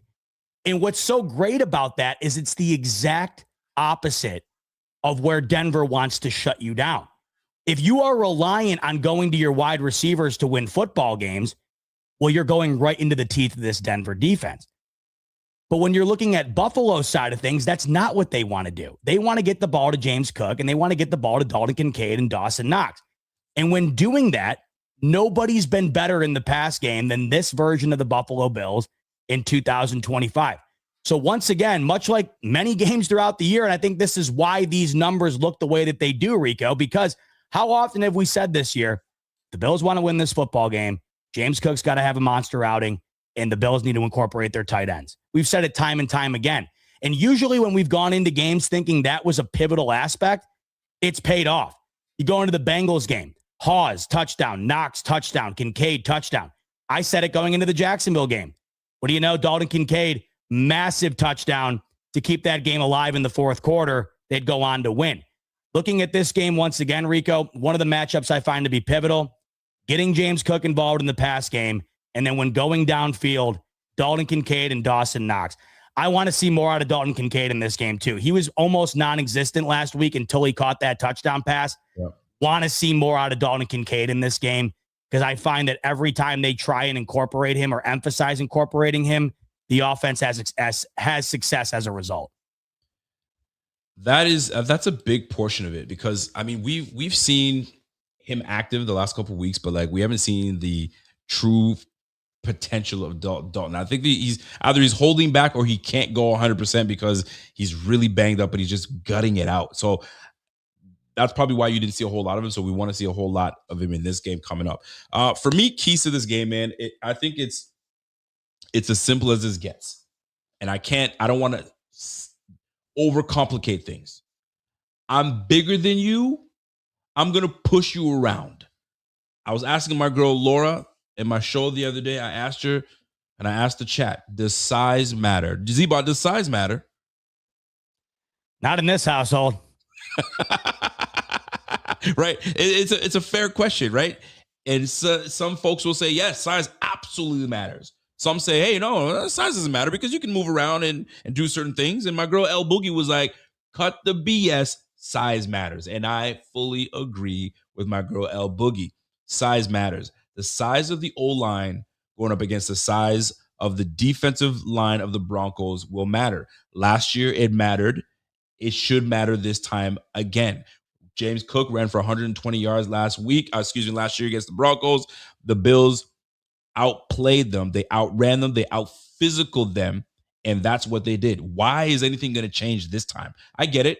Dre Greenlaw is a big deal, right? He's been an addition to this team, and he's a downhill linebacker. What do I know about it? I don't know. We're going to find out in the game, right?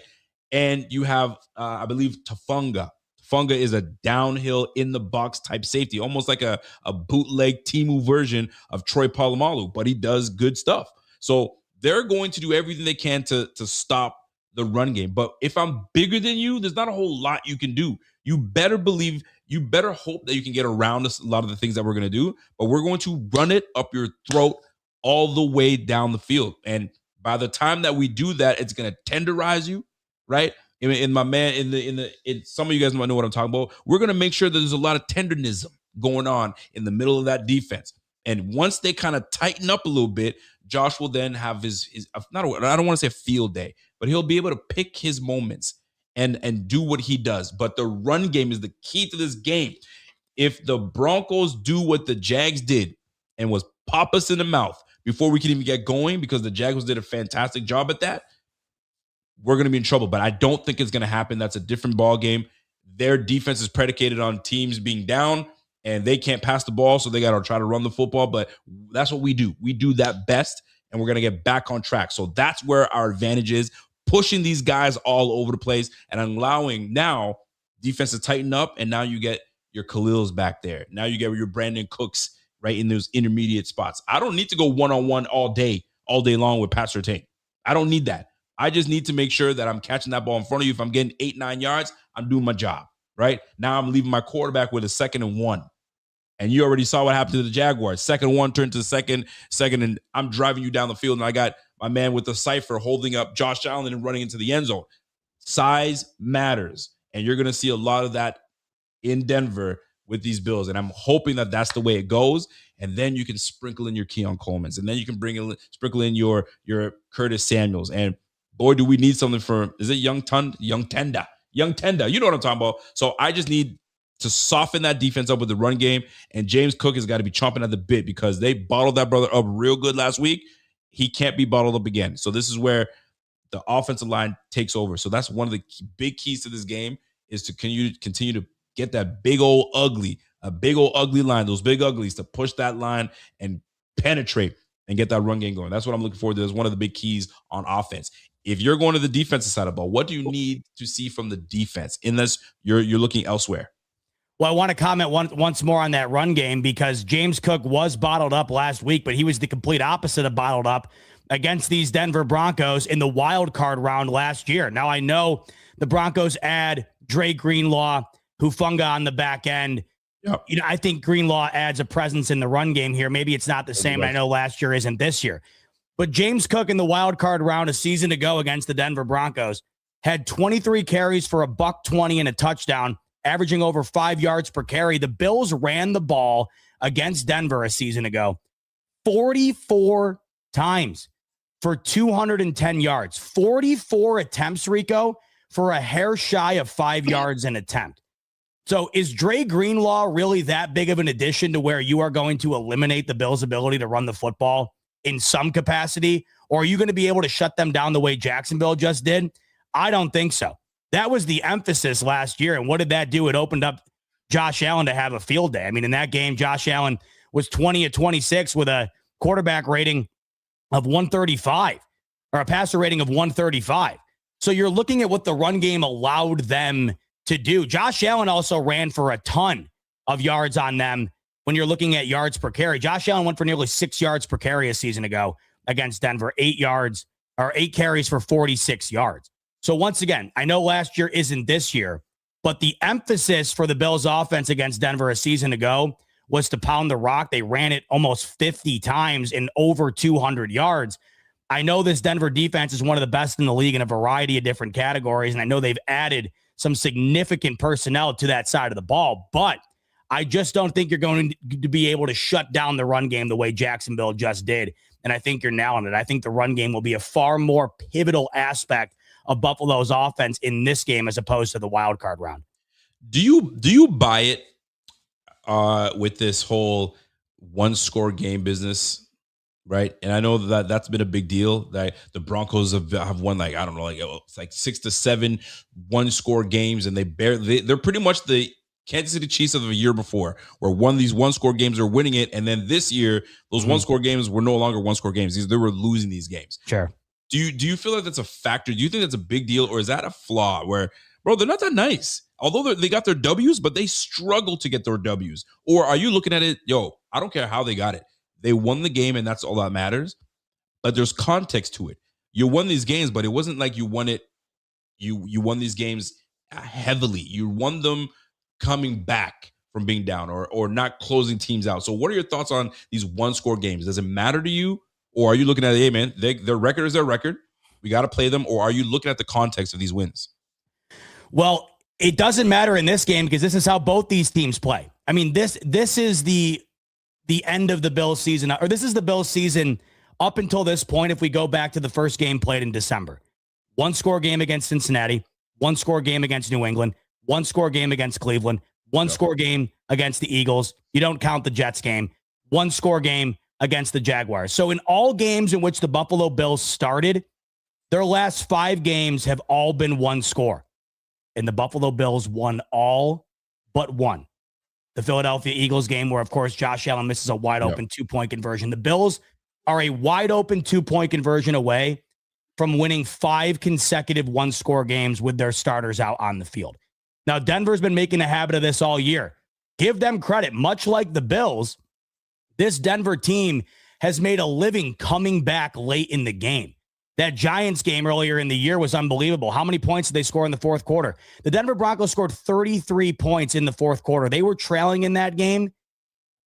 Dude, this is unbelievable.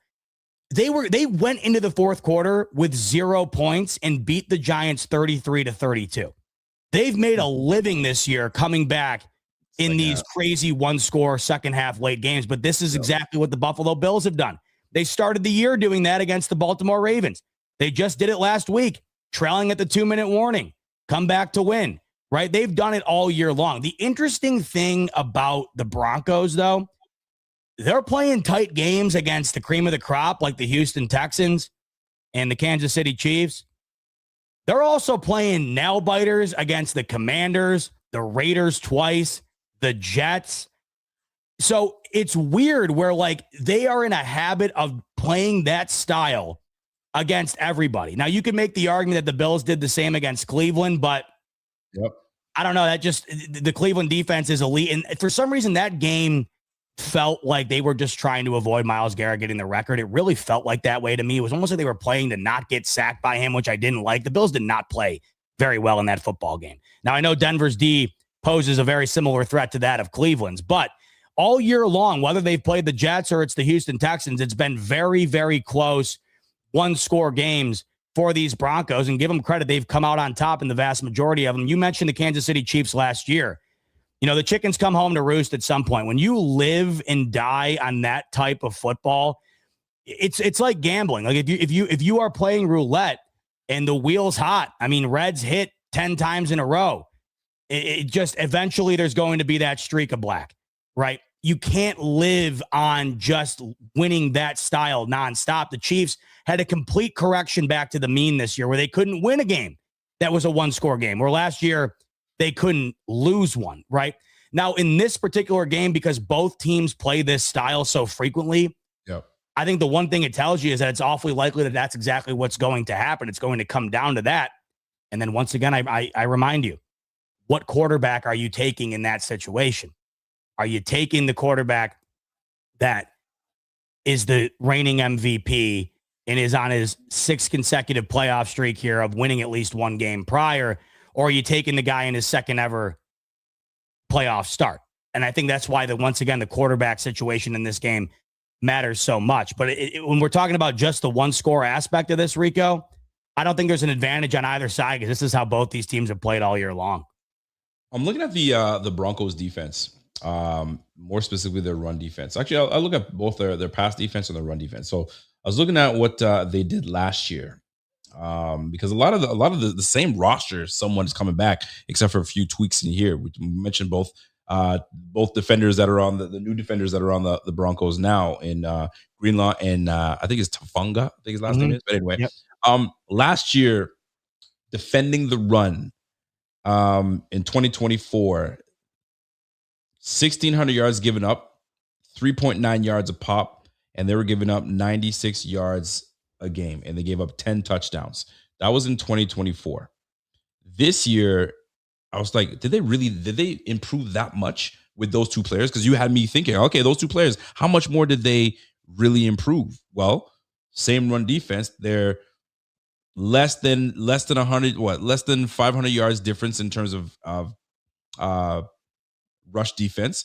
They're allowing the same amount of yards, 3.9 yards a pop. They're allowing 91 yards per game rather than the 95. So they got 4 yards better, and they allowed one rush touchdown more. It hasn't changed. It's the same. So we're, like I said, size matters, and we're going to push these boys along, and we're going to do everything we can to do these. Now, that pass defense, that's so great, right? 2025, this season, they've had a great year, right? So we're looking at one of the top defenses in the game, 6 yards a pop. They're allowing defenders, they're keeping defenders at 6 yards a pop and 187 yards a game. They've only allowed 18 passing touchdowns this year, and that defense, 10 interceptions. So I'm looking at what they did last year. Just little things like this kind of get me going like, okay, so are they trying to gaslight us to think that this defense is out of this world? Really? Well, let's really talk about it. 6.8 yards a pop. So they were a little worse than last year. Instead of 6.8 yards a pop given up to opposing quarterbacks. They were allowing 220 yards per game. They're down to 187. So a vast improvement there, but not much more difference in terms of touchdowns and not much more difference in interceptions. So they had 5 more interceptions last year as opposed to this year. So I think a lot of that is really inflated with some of the matchups that you mentioned, some of these close matchups, bro. I'm not buying it. I guess what I'm coming to is I'm not buying all this Broncos hype. They're a good team. They earned their number one, but when you really dive deep, there's a bit of a those tree trunks that you sit there and be like, looks like a sturdy tree trunk. You kind of brush it and it starts coming apart. I think it's gonna be one of those things, man. We're gonna brush all over these boys and run the football and just show tough Buffalo football. And you know what? We're back to the cold. That's what we do. That's another thing too, man. We deal with the cold climates. We're back to the cold, grimy, grind out football. Let's go. That's what we do, right? Got to give one more credit to Brady. Brady is a balanced coordinator. We're not gonna get out of pocket and all of a sudden start airing the football out. We're not gonna get out of character. We're still gonna pound that rock and keep you guys still wondering, because James Cook is that dangerous. That one little slip, he gone. So we're gonna talk about that. So I'm looking forward to seeing how that all shakes out at the end. And we'll go from there. I want to kind of switch up the topics here a little bit. Yeah, real quick. I just want to add to that because I think it's a good point you're making. Last week, the Jacksonville Jaguars led the league in interceptions, and that didn't make a difference. And Not a bit. There's one topic that we were speaking on last year. Yep. Going into this same matchup, and that was the Denver Broncos defense against the Buffalo Bills offense in the wild card round. Bills won 31-7. I'm looking back on an article on the Denver Broncos website from January of last year going into the wild card game. And it reads that the Denver Broncos led the league in sacks. On top of that, the Denver Broncos were one of the best defenses against playoff teams a season ago. When going up against playoff teams, this was the argument being made to lean on Denver's defense having a solid outing against the Buffalo Bills offense, right? So let me just make sure I get this correct here. Denver's defense allowed the fewest yards per game and posted the most sacks per game against playoff teams in 2024. And the unit ranked second in scoring defense against postseason teams. So going into the game last year, I know we've talked about the additions that the Denver Broncos have made. But once again, going into last year, the Denver Broncos defense was the story. They were one of the best defenses in the league going up against the best teams and the best offenses in the league with the top sack number to match that. And you saw what the Bills offense was able to do.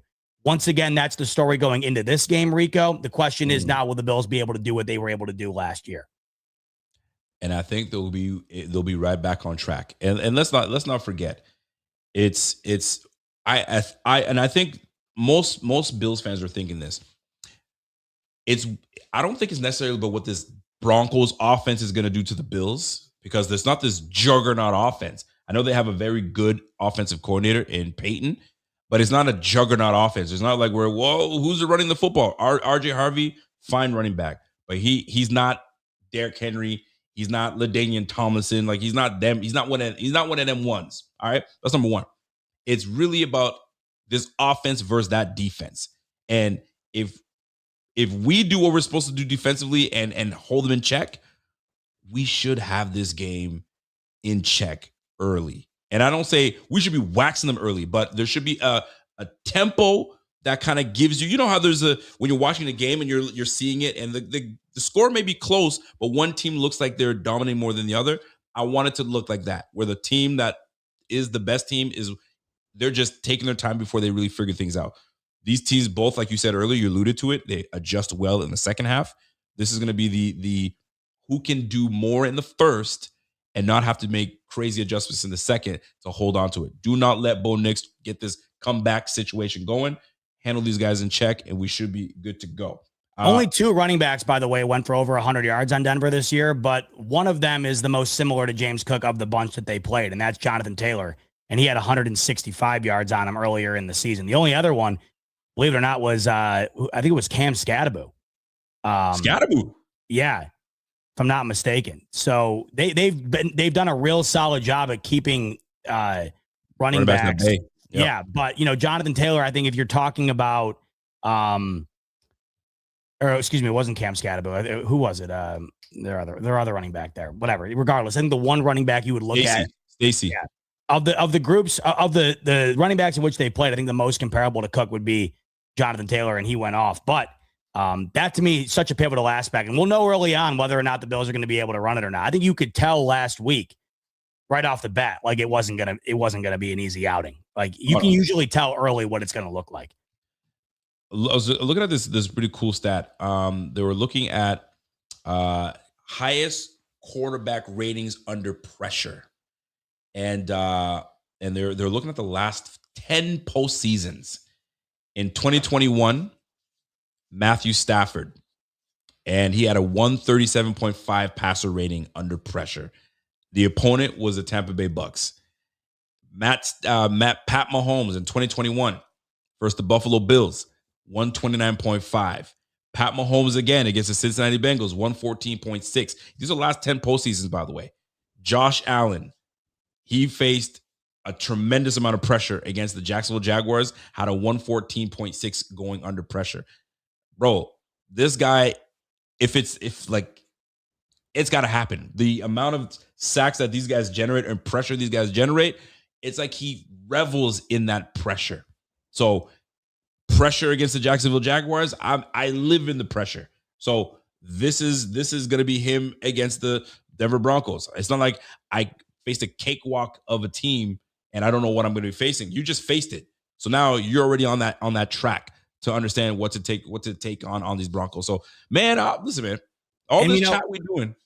Like to your point there, if you want to talk about passer rating, that's a really good way to demonstrate the gap between these two quarterbacks going into this game. Because out of 25 qualified passers based on passer rating, Bo Nix finished the season 21st.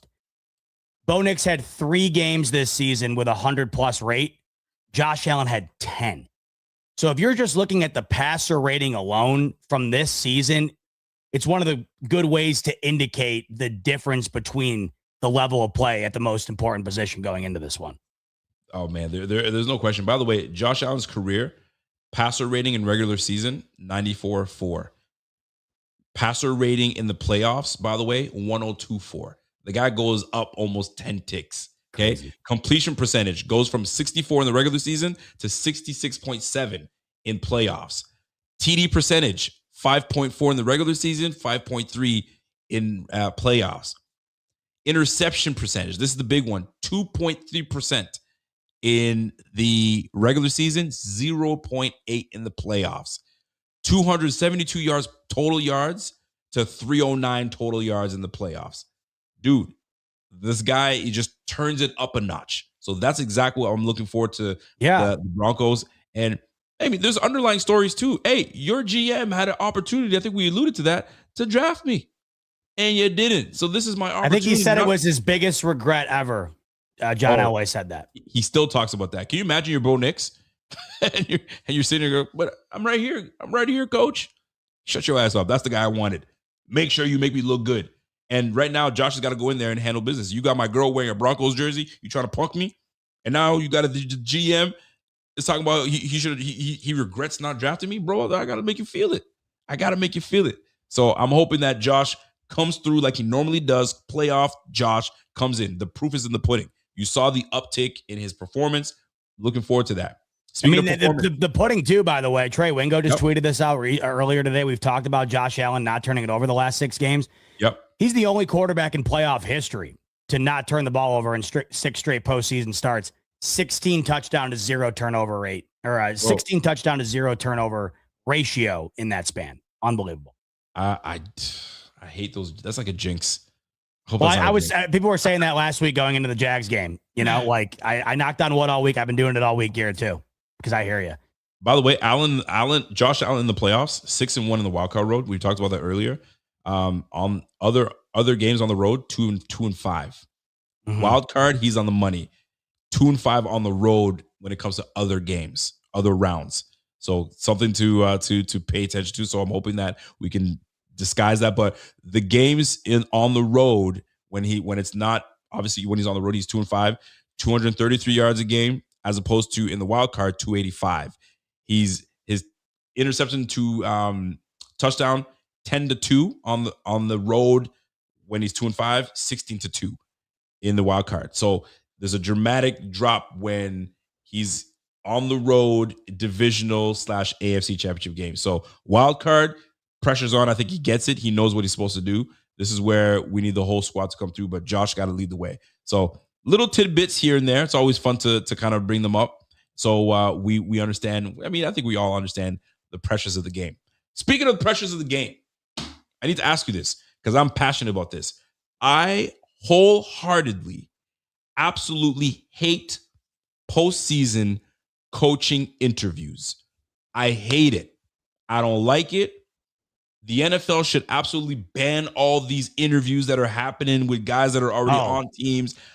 I want my guy to focus on the task at hand, which is the Denver Broncos. I don't want Joe Brady having his mind on trying to get a head coaching gig elsewhere. When it's time for him to get his gig, he will get it. But right now, I need him to focus.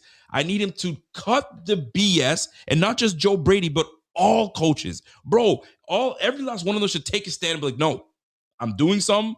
Let me wait until the playoffs are done, or until I'm eliminated, or until I win the damn thing, and then we can talk. Or better yet, NFL, freeze all coaching hires until the last snap of the Super Bowl. Open them up. Do like free agency. Have some what do we call it? What's that term that they do in free agency where they can legal tampering? A little bit of tampering, somewhat tampering. Don't go full-fledged interviews and getting these guys preparing, because every interview that you go into, you got to prepare. You're probably up for a couple nights trying to say, okay, this is what I'm going to say, this is what I'm going to do, while you should be in your book and in your playbook in the film room doing the things you're supposed to do, not trying to prepare for interviewing. I'm all for these new coaches and position coaches getting their gigs. But once the playoffs are on, I ain't trying to hear nothing about it. Sit your behind down and wait it out like everybody. And it's like coaching free agency. Do it that way. We all revel in the free agency of players. And then once that first day of free agency kicks off, we're watching who's going where. Chill out. Having Harbaugh already, I mean, he's eliminated, but wait it out.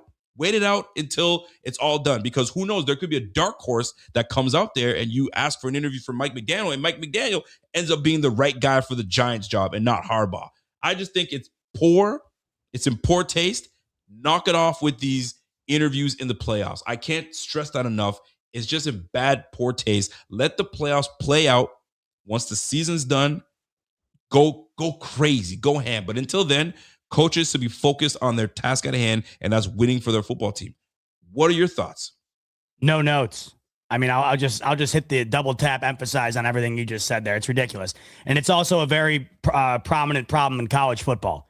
I mean, the fact that Lane Kiffin was allowed to just up and leave before the college football playoff and take that LSU job. Terrible. The fact that these guys can enter the portal when they can, it's ridiculous. There needs to be a massive overhaul in the way that that's done.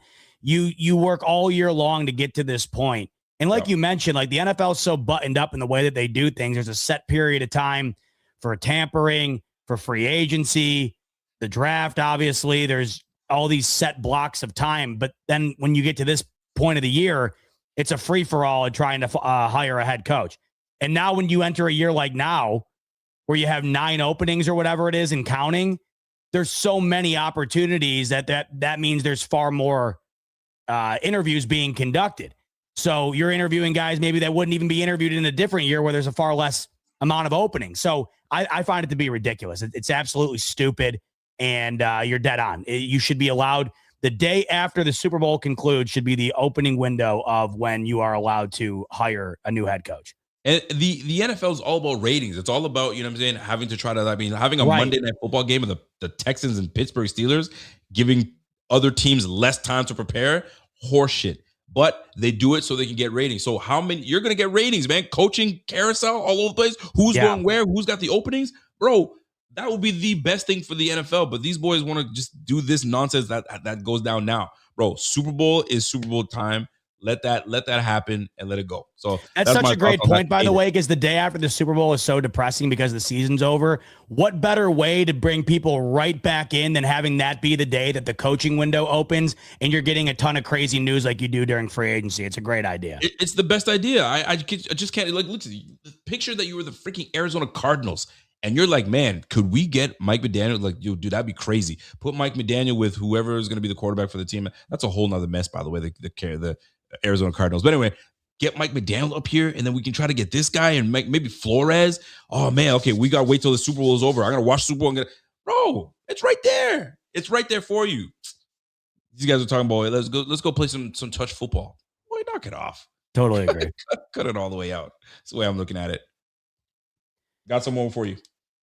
Yeah. How do you feel about this Harbaugh going to the Giants? Man, I just still can't get over the fact that both he and Mike Tomlin are gone. Both were the longest tenured coaches in the league. Both were essentially coaching those two teams since I was in elementary school. Now within the span of 1 week, they're both not coaching the Ravens and the Steelers. That is wild. Now, Harbaugh going to the Giants, I love it for the Giants because they're not in this position to be hiring a coach to try and win now and make a Super Bowl run. They're in position for trying to find stability. Yeah. That's a team that has been beyond erratic since the retirement of Eli Manning, and they've been a bottom feeder since that time as well. They have been irrelevant in the city or in the country's biggest market, and they have really been borderline non-competitive over that time. They're not looking for a guy to come in and be the guru that propels them to the NFC Championship or beyond. They're looking for the guy that is going to bring stability to the organization, build a culture, and really flip the script on what that team has been over the last decade and a half or so. And I feel like there's no better person to do that than a guy who was one of the best coaches over the last 20 years and who coached some of the better teams over that period and really was considered to be a guy that was the foundation, right? I think when you look at John Harbaugh, it was beyond the X's and O's. He was more of a guy that felt like he was the nucleus of the team and a guy that the entire league had respect for. The Giants need that guy. They don't need this young, witty, up-and-coming offensive savant. They don't need this defensive guru that has no experience in coaching a team at the head coach position or building a culture. They need exactly what they got. And for John Harbaugh on this side of things, I loved when I saw his list of demands, because if I were him, I would have done the same thing. He could have retired the day after the Ravens let him go, and he would have had an incredible career. I mean, like seriously, you look at Pete Carroll's situation, he would have been better off retiring than going back and joining the Las Vegas Raiders. John Harbaugh is 63. Most people in this country retired 2 years after that at 65.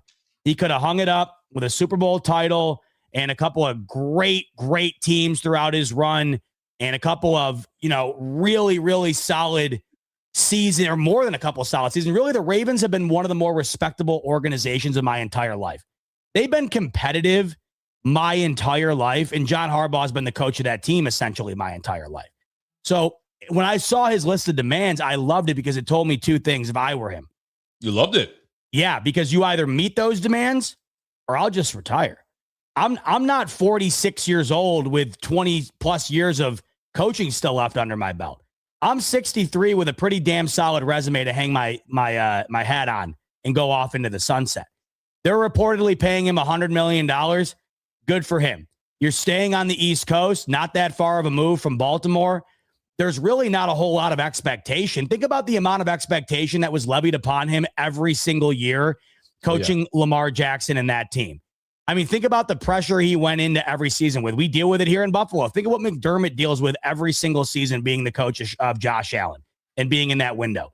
You're now going to a Giants organization where, Rico, if they win 8 games, like they'll have a parade for the guy. That's where they're at. So I think it's a win-win here for both sides. It would take a lot for me to want to take that Giants job, especially when all the other jobs were open, because let's be honest, Harbaugh probably could have had his pick of the litter, or at least could have narrowed it down to several other teams with as many openings as there are. I feel like he looked at that and said, 100 mil, not that far of a move, not a lot of pressure. Sign me up. Plus, give the Giants credit. They got a pretty solid foundation. I like Dart a lot. I like Scatterbo. Malik Neighbors will be back. Sure. And they've always had a pretty solid defense. I think that there's something to build there. It's more impressive to me than what the Jets got going on, what the Browns got going on, what the Titans got going on. I think it's a better job overall. Here's what's funny to me. I'm so glad you brought that part up. I like Jackson Dart. I like Cam Scatterbo. They got Malik Neighbors. You just left Derrick Henry. You had Lamar Jackson. He didn't leave him. He got shown the door on the phone. You had the squad. You had the squad, and multiple times you couldn't get it done. But now we're supposed to get jacked up and excited because you're not the only one that said it. Everybody's so excited. Oh, he's gonna get Jackson Dart, Cam Scatterbo, bro. Yeah, but you know what? I mean, Lamar Jackson's dodging a real massive bullet here, in my opinion. I mean, seriously, I really do feel like he is being. I feel like he's getting let off the hook pretty sizably here. I mean, can we just go back to last year alone? All right. Last year alone against the Bills, the turnovers in that game. I mean, is it, and it's not just Lamar Jackson, it's the team itself. Like, is it John Harbaugh's fault that Lamar Jackson threw one of the worst picks I've seen early in that game and then just flat out dropped the ball in scoring territory and Von Miller picks it up? Is it Harbaugh's fault that Mark Andrews fumbles and then drops the easiest catch of his entire career in the end zone? So like, like a lot of these, you go back to these losses that they've suffered the last 4 or 5 years. Like, I have a really tough time pinning a lot of, exactly. Fumbles, exactly. I go back to when Lamar was hurt and they had Snoop Huntley in the wild card round against the Bengals, and he goes to jump over the pylon on a QB sneak, and they punch the ball out and take it 99 yards for a touchdown and won the game. Tyler Loop just missed the field goal that would have put him in the playoffs. Like, I'll just say this. The Ravens are not only going to have to hit a home run, they're going to have to hit a grand slam for this to look good on their side of things. Like, I really don't think, you know how much more difficult it is to go into this hiring process filling that type of shoe?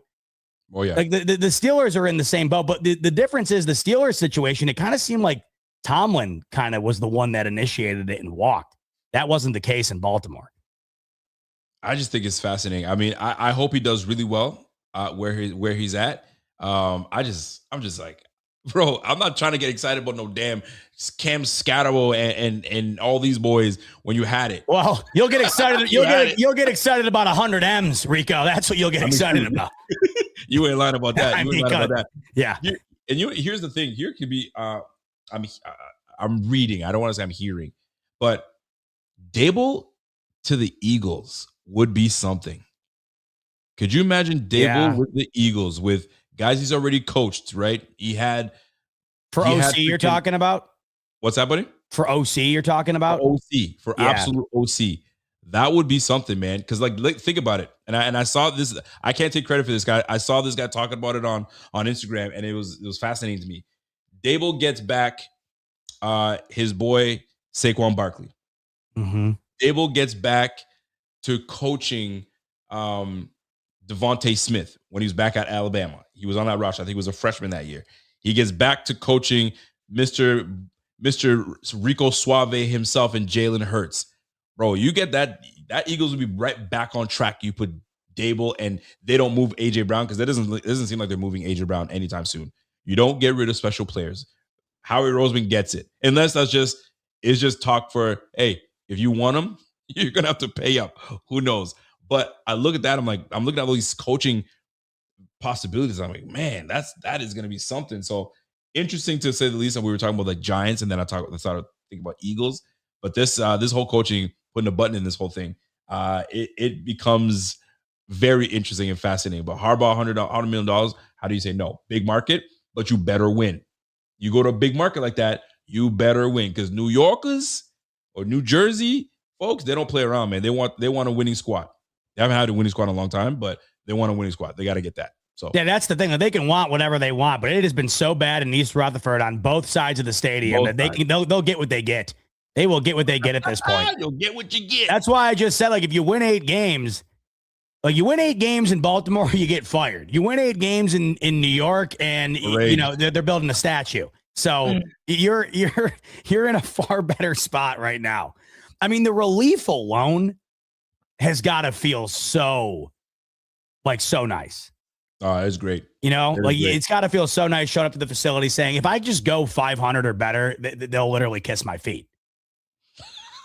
This guy. It's got to feel pretty good. Oh, it's damn good. I'm not gonna lie to you on that one. Shall we get into the super chats, my good man? Sure, we will. We sure will. We sure should. Let's jump into it. By the way, give a big shout out to Clifton Johnson. Let me get my bell out. Could be our first Chief Bing Squad member. Wow, that's something else, man. Listen, that is absolute. That's respect. Big time respect to Clifton. Time. And Clifton, I mean, listen, anybody can do something like this, that tells you they love the type of content. They love the conversations that we're having. And I mean, once this season's over and once these, I got to put it out there, once these Bills win the Super Bowl, it doesn't stop, baby. These Friday shows will continue and we talk about everything. So listen, Clifton, welcome to the squad, baby. Welcome to Cliff's the squad. been showing love for a minute, so appreciate you, brother. No doubt about it. My man, oh yeah, you already read that one. So let's go to our guy, Richie. Richie. Broncos fans done messed up the moment they put Haley on socials in Broncos and Seahawks jersey. I don't care, players. Allen, see that. 17 sack about the take. A nice stroll in and out of Denver with a beautiful 31-13 win. Richie Fresh. He's giving him 6 more points than last year. Richie's getting soft on us. Listen, Richie, I like it. Richie's been on that, man. Yo, SB59, here we come. SB60, here we come. I love it. Richie, our guy. We love it. Let's get to another guy. Money Mitch. Money Mitch in the building. What's Money Mitch saying? Money Mitch is saying, I hate that I feel this way, but I don't think this game is gonna be close. I think the Bills are just better than the Broncos. Great O-line, best quarterback, rushing leader, and great pass defense. Go Bills, and hashtag BF is the best. Money Mitch ain't worried, Rico. He's feeling good. I mean, I think we're all in that position of the jitters are gone. You know, we got the proverbial punch in the mouth, and now we've settled down. And now we're like, all right, let's just get to what we do best. Let's run the football. Stress is down. The stress is down, but the stress is going to go right back up once that whistle blows. I mean, this will give you the best indication as to how much of a mess I am. When I'm feeling good like this is when I'm starting to feel bad. Why am I feeling good? This is what I struggle with. I almost want to feel bad about it like I did last week. Why am I feeling good? Because if I'm feeling good, that means what am I missing here? Like when I'm feeling like this, I get terrified. I'm more terrified that I feel good than I am that I felt bad last week. Right. Like that's what's so messed up about it. Why do I feel good about this? Why do you feel good? Give me one reason you feel good. Why do you feel good? I feel good because I just felt that the Jags were the better overall team compared to the Denver Broncos. Okay. I'm not saying that. I mean, they met in Denver a couple of weeks ago, and the Jags blew the doors off of them. I'm not saying that that's an indication of what the Bills will do. Yeah, I know, me too. But I just thought when we're looking at how well-rounded the Jags were and how great they were playing going into it, and I thought that the run D taking away the run game, I was nervous about the Bills being able to win a game solely on the arm, or solely not on the arm of Josh Allen. I trust Josh Allen, but it was the pass game itself and what it's been this year. When I look at Denver, yes, I'm getting a great D I got to go against, but I was also having to go up against a great D last week. The difference is I find that the offense of Jacksonville posed a deeper threat than Denver's. And I think that's why I feel a little bit different. And, the other thing here too is I had finally thought that we were getting a version of Trevor Lawrence from Liam Cohen that was ascending towards the top based on how he's been playing in the back half of the year. Yep. So I was kind of wondering what we were going to get. What version of Lawrence were we going to get? And we saw what McDermott brought out of him. I look here, and once again, I know last year isn't this year, but McDermott had Bo Nix in a blender last year. I mean, he really did. Bo Nix was 13-22, Rico, for $144 a season ago. And on that $144, Rico, on that $144, yep. What, 65 yards of it came on the opening series on that bomb? Yeah. For a touchdown? Yeah. Good memory. Because I remember I was like, what the hell? What the hell's going on? So once again, like it's not an indication of what'll happen this year, but I do think that the Bills are facing a tier lower in offense this week than they were last weekend. But they are facing a tier up in defense, so we'll see if that offsets. I'm with it. Jacob, our guy Jacob comes in and says, if Buffalo can score on a Texas and Jacksonville defense, we will most definitely score on these Broncos. These Broncos defensive line is featherweight, making gaps for Cook to expose. And that's the one that I'm standing out to. I think that's the key element in this game. And I'm not going to get off of it. That's where it's going to be. And it'll open up the rest of the game. And it's just going to be a game of chess. But like once you have power, and it's not like we have power and a bunch of slow pieces of Dion is athletic. Dion can move. You have a 6'8", 310-pound, 315-pound right tackle. He can move. It's not like we have a whole bunch of slow guys. Bro, we got some boys that can move on that line. So I'll take that line over Nick Benito's 14 sacks and Franklin Myers' 8 sacks and Jonathan Cooper's 8 sacks. I love it. Great job. You faced the Raiders twice. You faced the Chiefs twice. I can't believe I just said that in the same sentence, right? You faced a lot of these teams that were not that very good. And you loaded up on those boys. And you're supposed to. You're going up against an elite quarterback now. You're going up against a team that has been here before. And quite frankly, this is a team that's kind of pissed off, man. Yo, we got to get it done. Yo, enough is enough, man. These 6-1 going 6-1 in the wild card is great. I need more. We need more. So we gotta make sure we get this done. So Jacob, we're with you. I'm with you. Let's get this thing going, man. Seasoned Beast, my guy. He says, Z-Bot, gotta know if Zoe Jane was a stained reference. Excuse me. Yeah. I was like, what? Yo, Seasoned Beast, this blew my mind.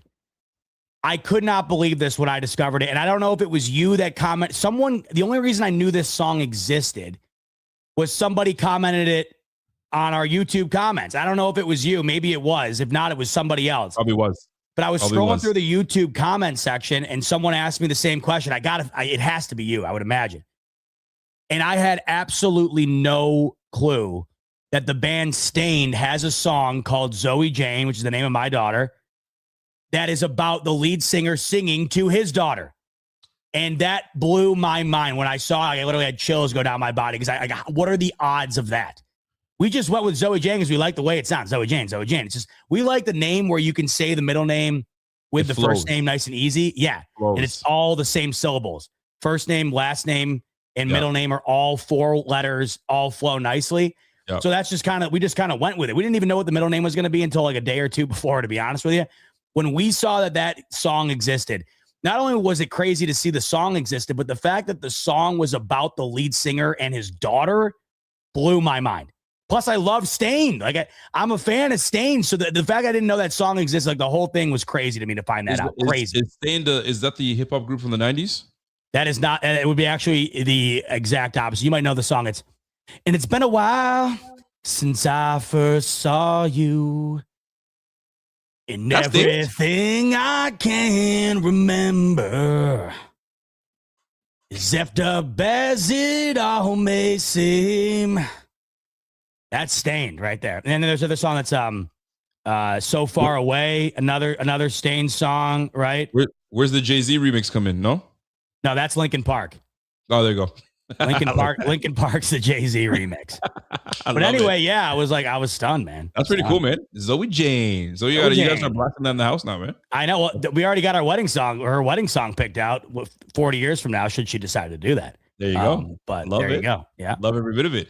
My man Jacob comes back and says, hey, Bishop will either be out there running through Bronco players or getting pick 6.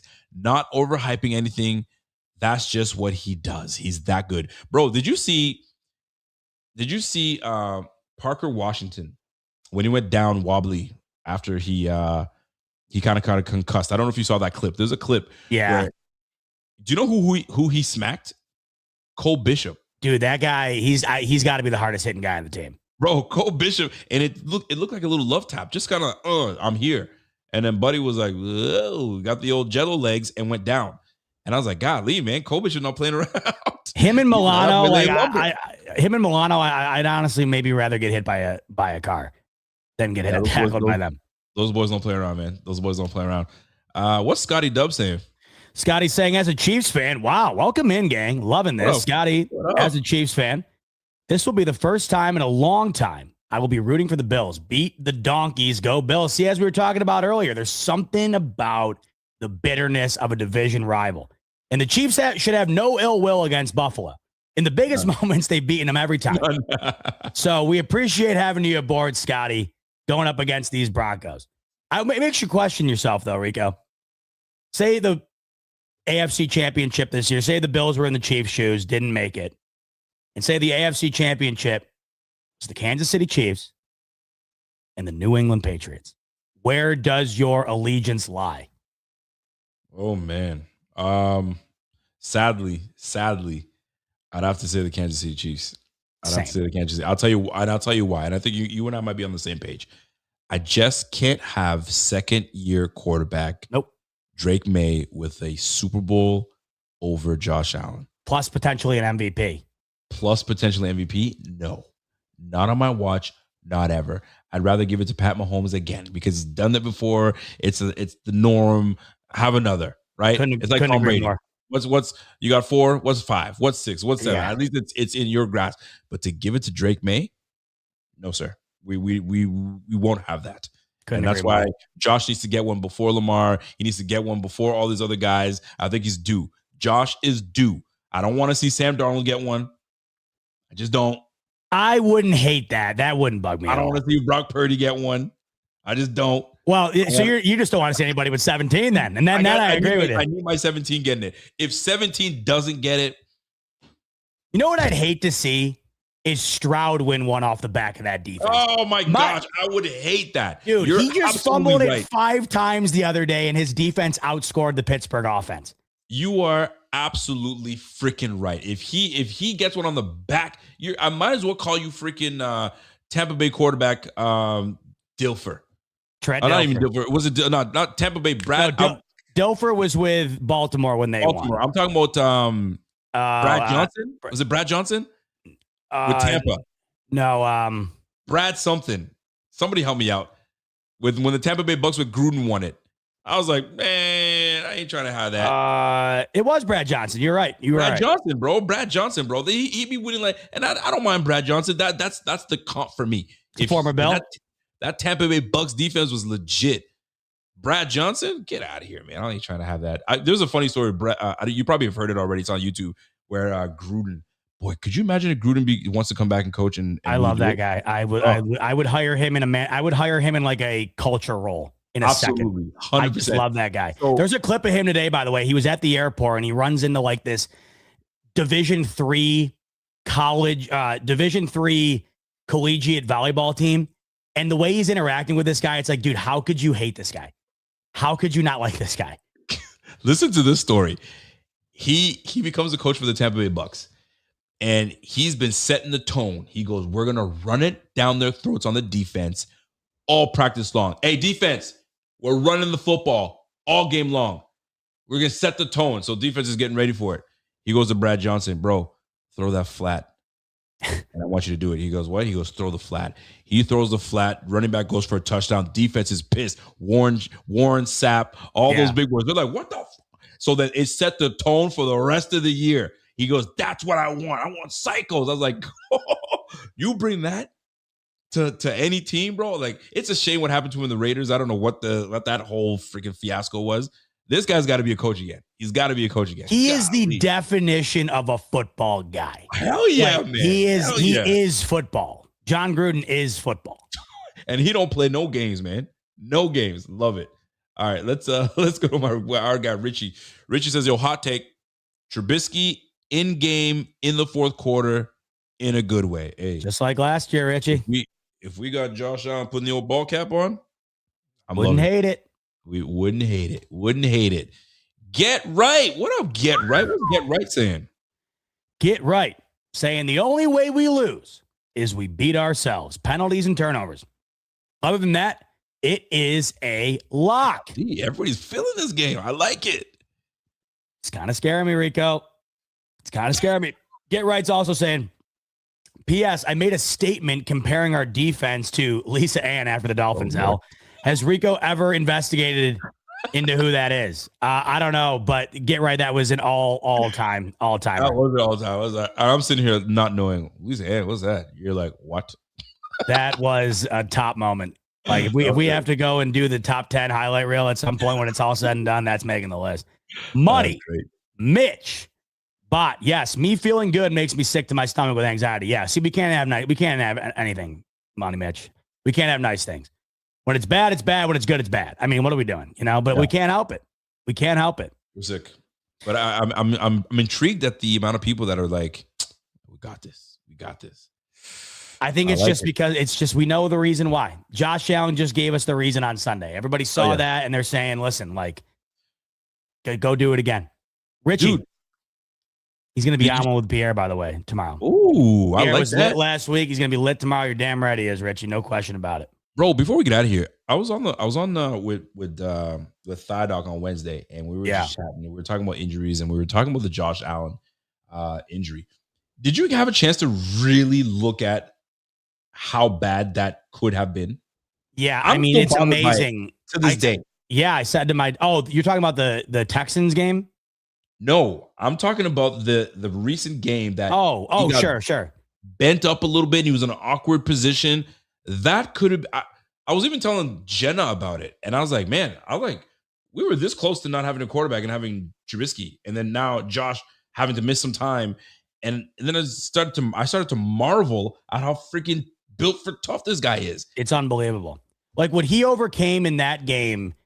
And not only got out alive, but was the reason why they got out alive. When you factor in, he needed to have 2 come from behind drives in the fourth quarter without a run game, with one of the poorer wide receiver cores in the league, and the fact that he suffered 3 significant injuries in that game. He further aggravated the foot, the knee, and the finger. Plus, what felt like multiple hits to the head that he had to get evaluated for. It was one of the, when you factor in all the circumstances, Rico, all-time performance from Josh Allen in the wild card last weekend. All-time. Buddy, it's gonna be something else. We got Vaviscom says, come on, Bills gotta move up. Plus the Pats has to move up. I want to beat the Bills in the AFC. Oh, look at this guy, huh?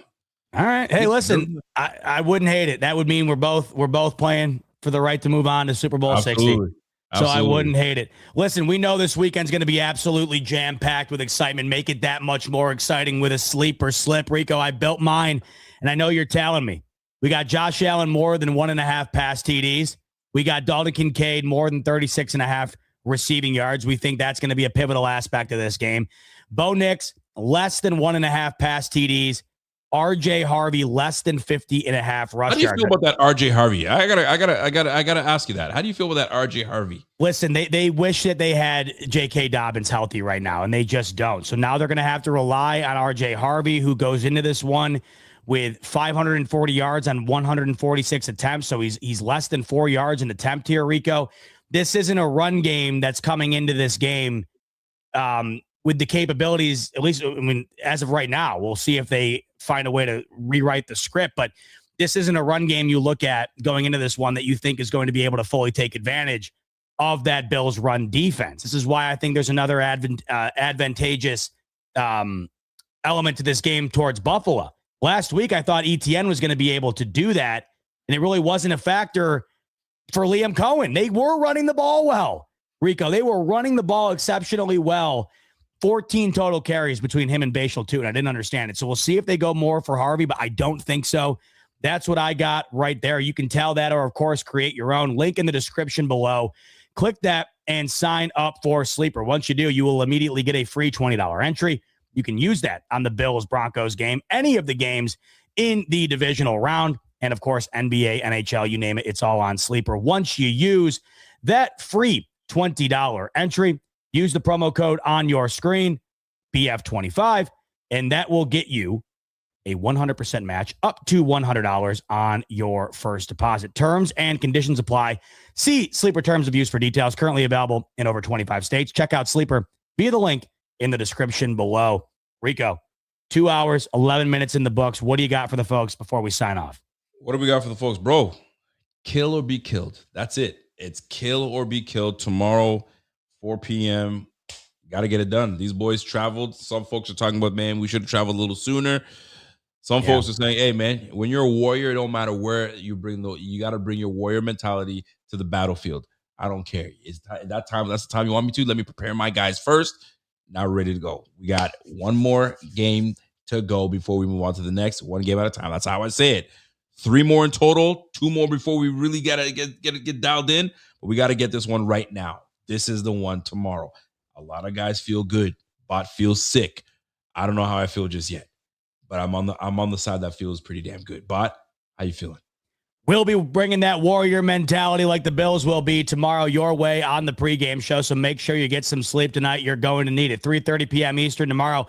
We will be live with you to get you set for this massive divisional showdown to kick off divisional weekend in Denver. For the game that kicks off at 4:30 p.m. Eastern, Pierre will be hanging out with you throughout its duration. And then, of course, upon the conclusion of the divisional round, or the divisional game, rather, Rico and I will be with you for the BF post-game show, and hopefully we are talking about an AFC Championship appearance. We cannot wait. But for tonight, that's 2 hours and 12 minutes in the books. We appreciate each and every one of you for tuning in, and we can't wait to see you tomorrow. That's Rico. I'm Bot. Much love as always, and go Bills.